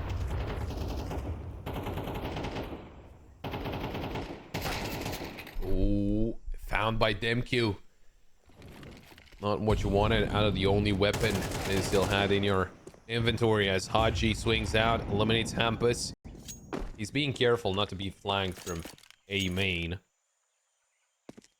Jacob with the Deagle, trying to find those headshots, but Waro will be the one to take him down. It's Tico, gonna kill him to knock, and Krasnell to find the final kill. So it is Monte with a flawless round to boost their economy even more and extend their lead even more. But Bleed, they will get a buyout. So I think if this one goes south, it's time for attack pause. It just feels like it, right? Because Monte, they already secured an equal scoreline. If Bleed do win the remainder of the rounds in the first half, it would end as 6-6, but something tells me they're not going to stop at 6.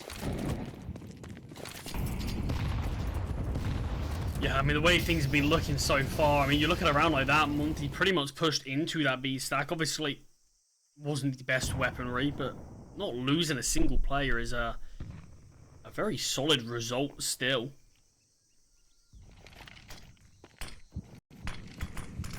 Going to be under pressure. It's a very strong position with the orb, though. Finds the first, able to back away.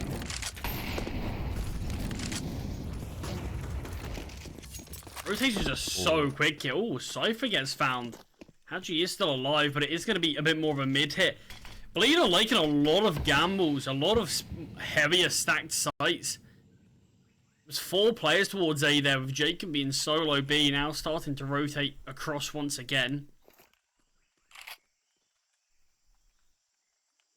I like this idea of the boost, but nothing going to be given, nothing spotted out. Nork is going to be mollied away from Donut, but no one's looking to actually swing off of it. It actually bothered me that the defuse kit was there. I was just thinking that, you know, Waro spots someone, hits the defuse kit, and it's not a kill for him.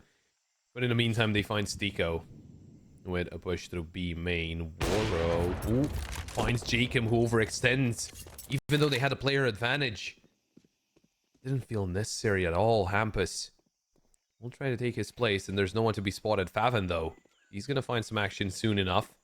As they swing into the site, timing is unlucky, but Hampus, he's gonna find a kill onto Haji.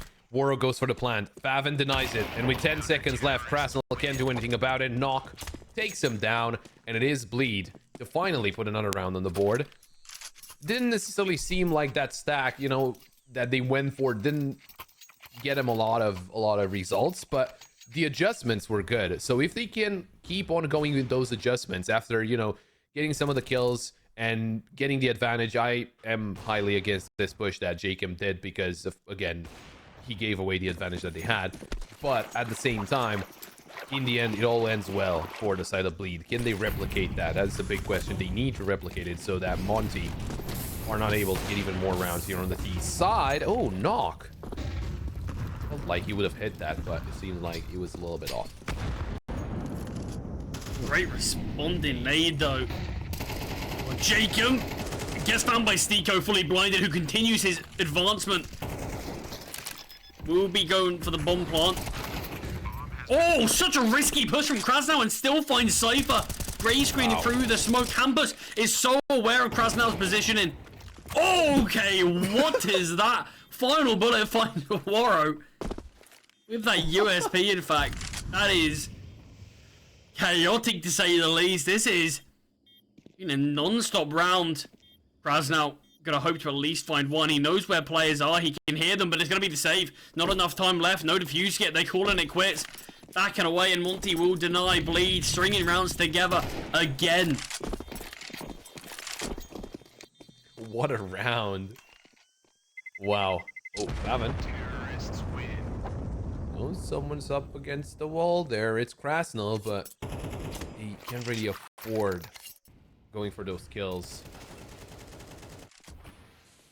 Yeah, this was absolutely insane that Krasnal is able to get that kill on the Cypher. What a fight that was as well. Yeah, just a random kill. You know, someone starts shooting from all the way in B main. Hampus says, "Shut up." USP bullet. One tap USP headshot. Yeah, pretty nuts stuff. 7-2 though. Push on out. Haji slowed by the nade, but you see the util's good enough to keep the CTs at bay, so Haji is allowed to live there. Okay, and Hampus gets 2.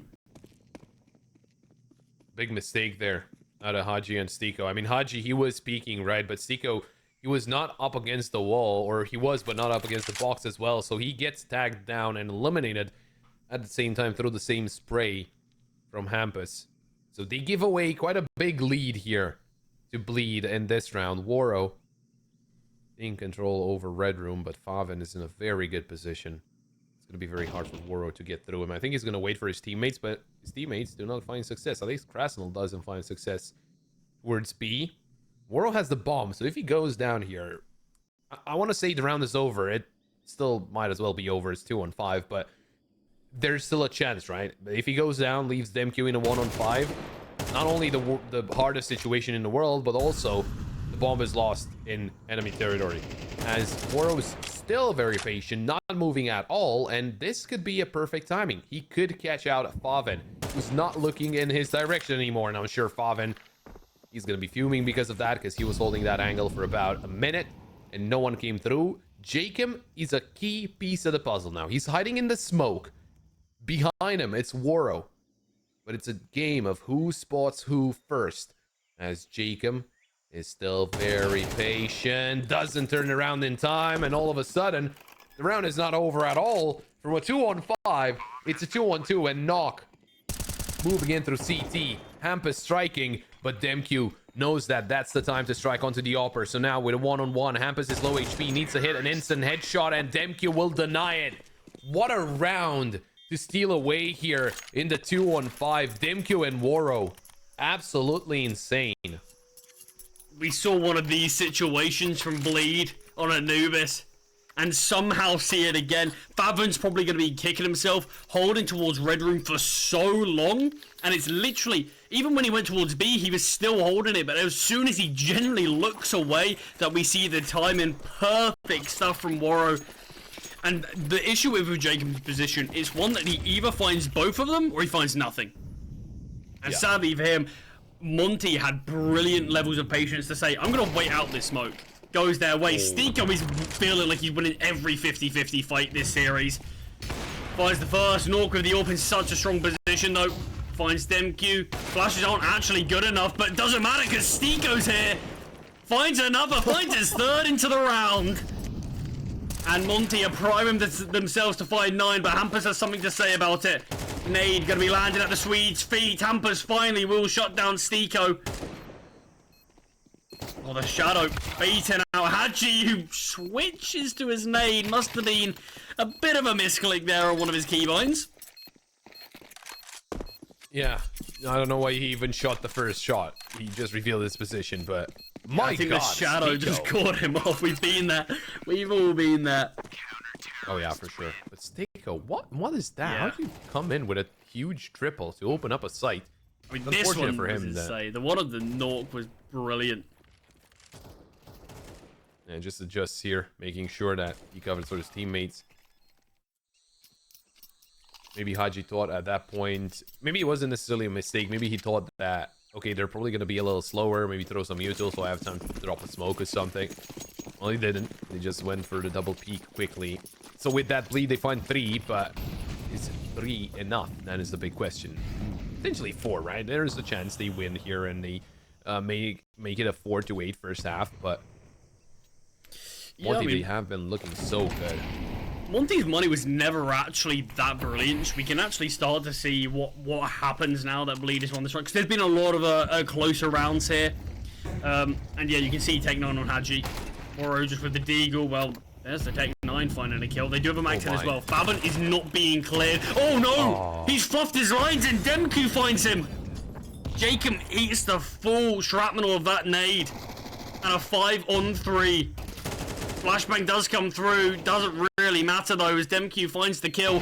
2-on-4. Make that a 1-on-4. This is all on Nork's AWP. Can't find the kill and DemQ with 3 kills in this one. Monte will find a 9-3 halftime switch. Wow. Even with the weaker weapons pop, they still fire on all cylinders. Yeah, I mean, just the fact that Haji is able to find that kill with a Tech 9, get himself a weapon as well, makes it even more dangerous, and it is a rough spot to be in if you're Bleed. 6 rounds down. This round is going to be so important. Monte, in the past 3 months, they have more experience on this map than Bleed have, and both teams, percentage-wise, are better at the CT side.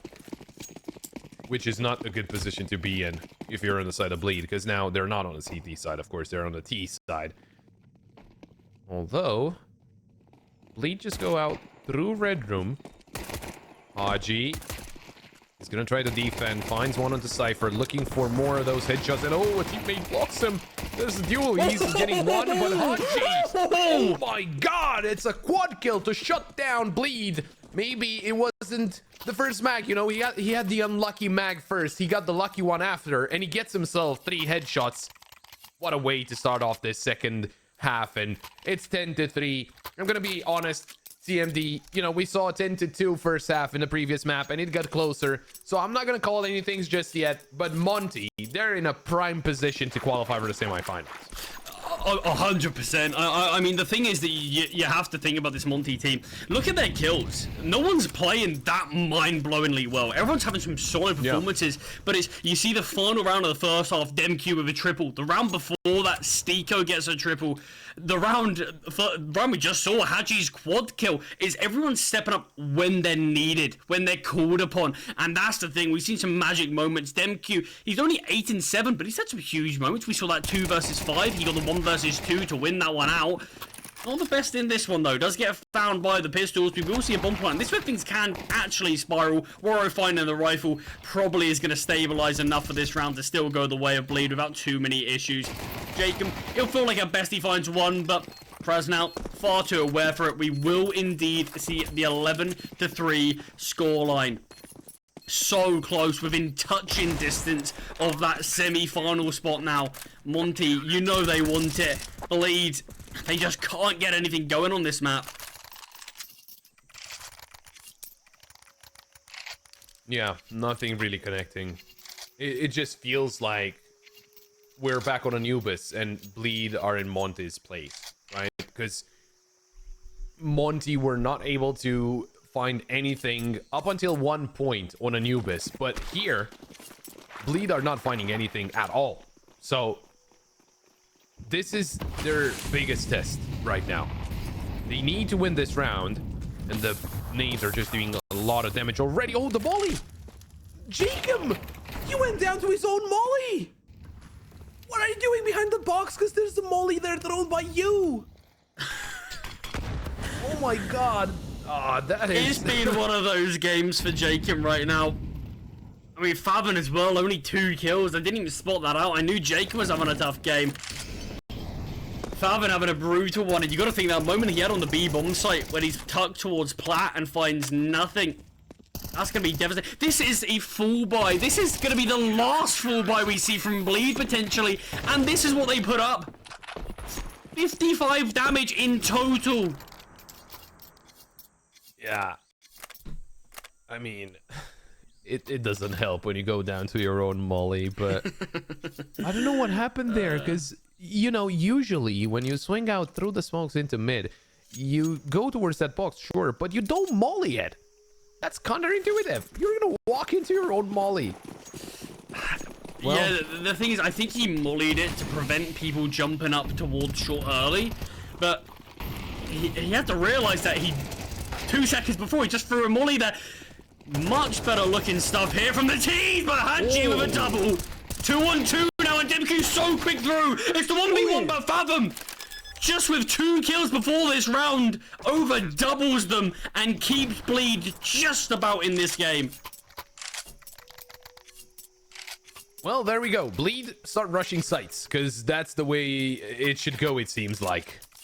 What a situation there out of Faven, though. That triple kill was wonderful, but as you mentioned, very, very rough game for him. Very rough game for Jacob as well. Knock not really finding a lot of impact. They need... I want to say they need a lot more. They needed a lot more, because it's 8 rounds in a row needed to secure overtime. And, oh, Cypher, okay. Nice shot on the Stico. There's Demke with the trade, though. Even though you might get some momentum. Don't forget that Monte are on a series point here. They can take you on 100%. Cypher is getting caught out there by Krasnell, but he's gonna be okay. The smokes keep them at bay for longer, because Monte, they actually left B open. Just now they start rotating in so that they do have some kind of defense on the site set up here. Good nade. Just softens these players up slightly, and it's a really good call from Monte. Look how many bodies they have over towards this side of the map. Might not matter too much though. A Cypher with a brilliant couple of entries. This is 3 in total. Warrow will go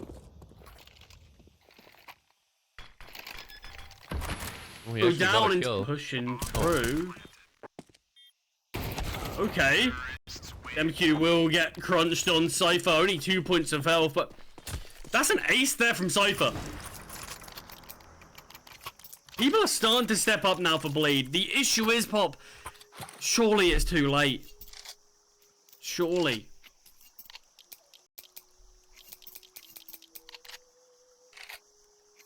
That's what we thought in the previous map as well. Although we didn't say it, but we thought it was too late for sure. And I want to say that it is too late, but you never know. Like with how Cypher is getting things done, and he's just not doing anything special, mind you. All he's doing is pushing in and getting the headshots, and sometimes that's all it takes. Couple of nades coming in through mid, tagging down Demku and Warrow. Some damage into Jacob as well. Warrow was spotted, and Demku tries to cover for him, and it's a 2-for-1 favoring Monte. Now, They need to be careful because, of course, there's still a lot of presence in mid from the side of Bleed, and trying to overwhelm Favin. They take him down. Cypher backstabbed by Stika all the way from A main. So now it is a 3-on-2. They will get control of the site. They will get the bomb planted. Stiko walks into the molly, and there's Krasnal trying to push onto Cypher. They're trying to overwhelm here, and might backfire. Knock takes down Krasnal, and it's all down to Haji, but they're not healthy. Could have been. Still a chance. Are they fully aware how low these guys are? I don't think they are. Haji is going to be backing away. Maybe it's going to look to kill them after the round's done.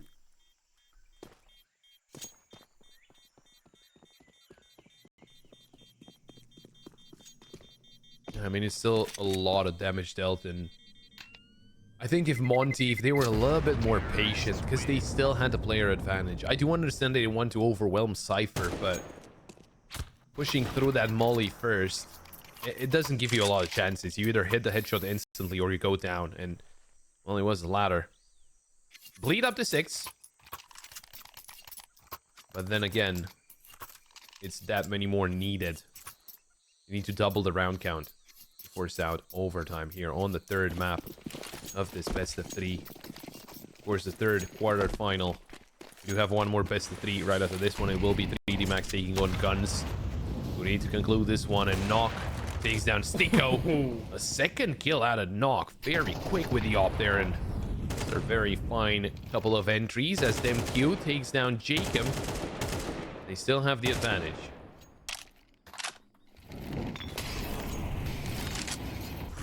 Molotov will be dropped, so keeping Haji at bay for now. DemQ going to be relied upon monumentally here, as it looks like he's going to have a crunch through A to deal with. Drops the smoke towards A main. Looks like he might want to play close to this. This could be a really good call. Oh, I don't think you usually check right next to the smoke, especially this close. Krasnal coming in to help out as well. Does he have another smoke? He does. That's either going to delay Bleed even more or force them to push through it. Although it does feel like there's plenty of time for them to wait around if they really want to commit to this A site. And if they wait for the smoke to fade, they are going to be finding DemQ just in the open.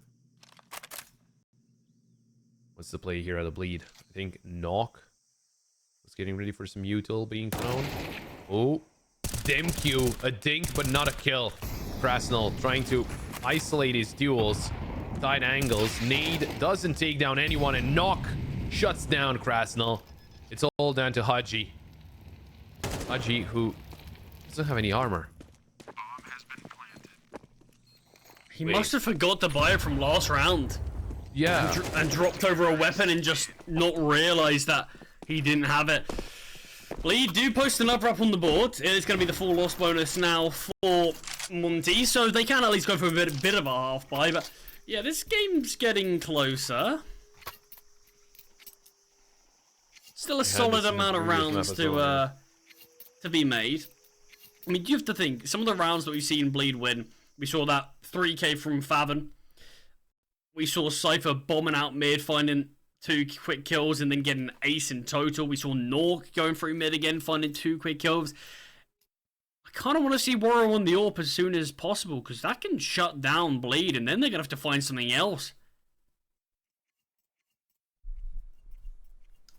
Well, we need to go through this half buy first, as Monte is Stiko with an MP9. Warrow, he has more money in his back pocket, so I think that's why he's trying to get the op out. Try and challenge Knock.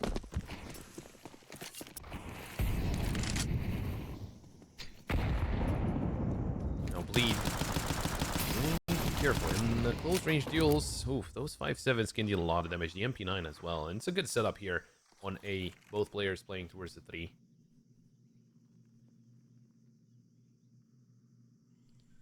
Yeah, and that's exactly where this hit is going to come through.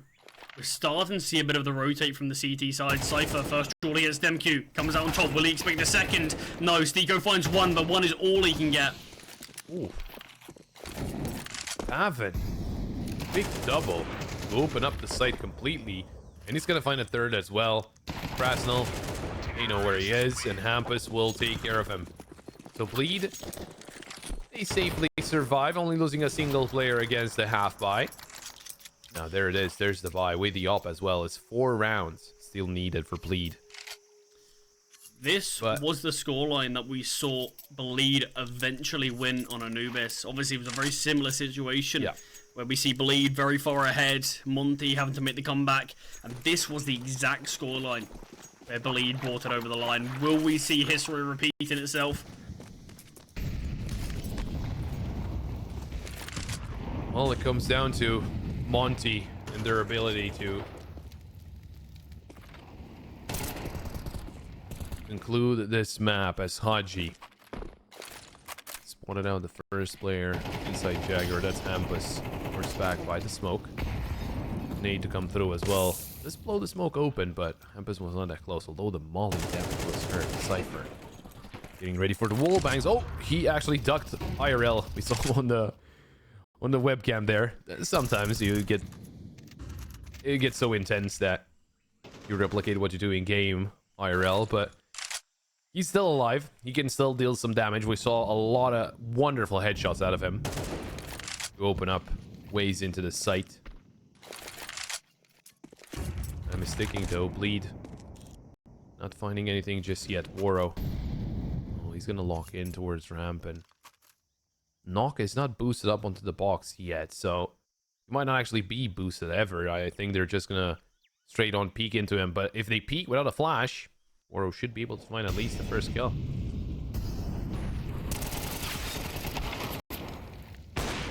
Wow. Jacob getting that double kill there is actually insane, but Waro taken down by Faven. Demq with a huge nade, and it's a 2-on-2 to keep themselves in this game. Bleed.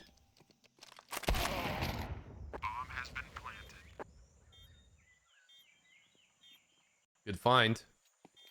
It's Demq. Try and close this one out. Knock on top of the bomb with Faven and Ramp, and he's gonna swing. Doesn't connect the shots. Oh, but Knock misses. There could be a second chance here for Demq, but he keeps on losing HP. And with only 8, he's gonna run away. And it will be Bleed to survive still. 3 more rounds needed, and Monte, you're on the back foot. Yeah, I mean, it looked really good when it was that 3-on-3 there. Waro went for the peek down ramp, and that felt like the game-winning play. Because both of the players towards ramp were slightly isolated. Waro would have been able to easily get 1 kill and then back away and even look for a repeat if he wanted. Get man advantage for Monte, but somehow misses that shot. Probably one of some of the simplest shots he'll ever hit, but just slightly too high up is where he was aiming. Did get found, and in fact, rather than gaining man advantage for Monte, lost it. Yeah, he's getting rougher and rougher here for Monte.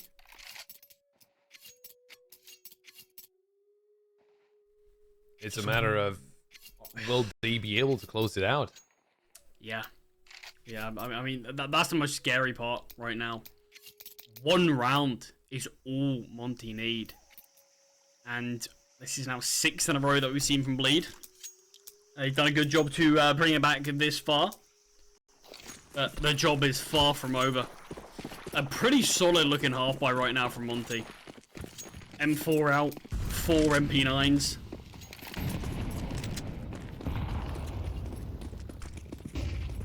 Oh, this could be a brilliant call. Look how fast they're going to be going. They need someone on the side to at least find something. Krasnal will. He's going to delay. And we're starting to see Stiko and Hachi in the back lines. It's falling apart for Bleed now. They do have the bomb in their midst, but they might not realize it. It's towards B main. They smoke it off. They don't know it entirely, but a 2-man advantage. Nork and Jacob, the 2 newest additions, have to do it all. But it's all on Nork as Demq finds Jacob. Oh, Knock finds one and a second. Deagle in hand. Oh, he wanted to go for the no-scope, but Krasnal will shut it down. They're gonna win it. It will be a 2-1 favoring Monte. 13-9 on the final map. It got way too close for comfort there for Monte, but they're still able to take it. So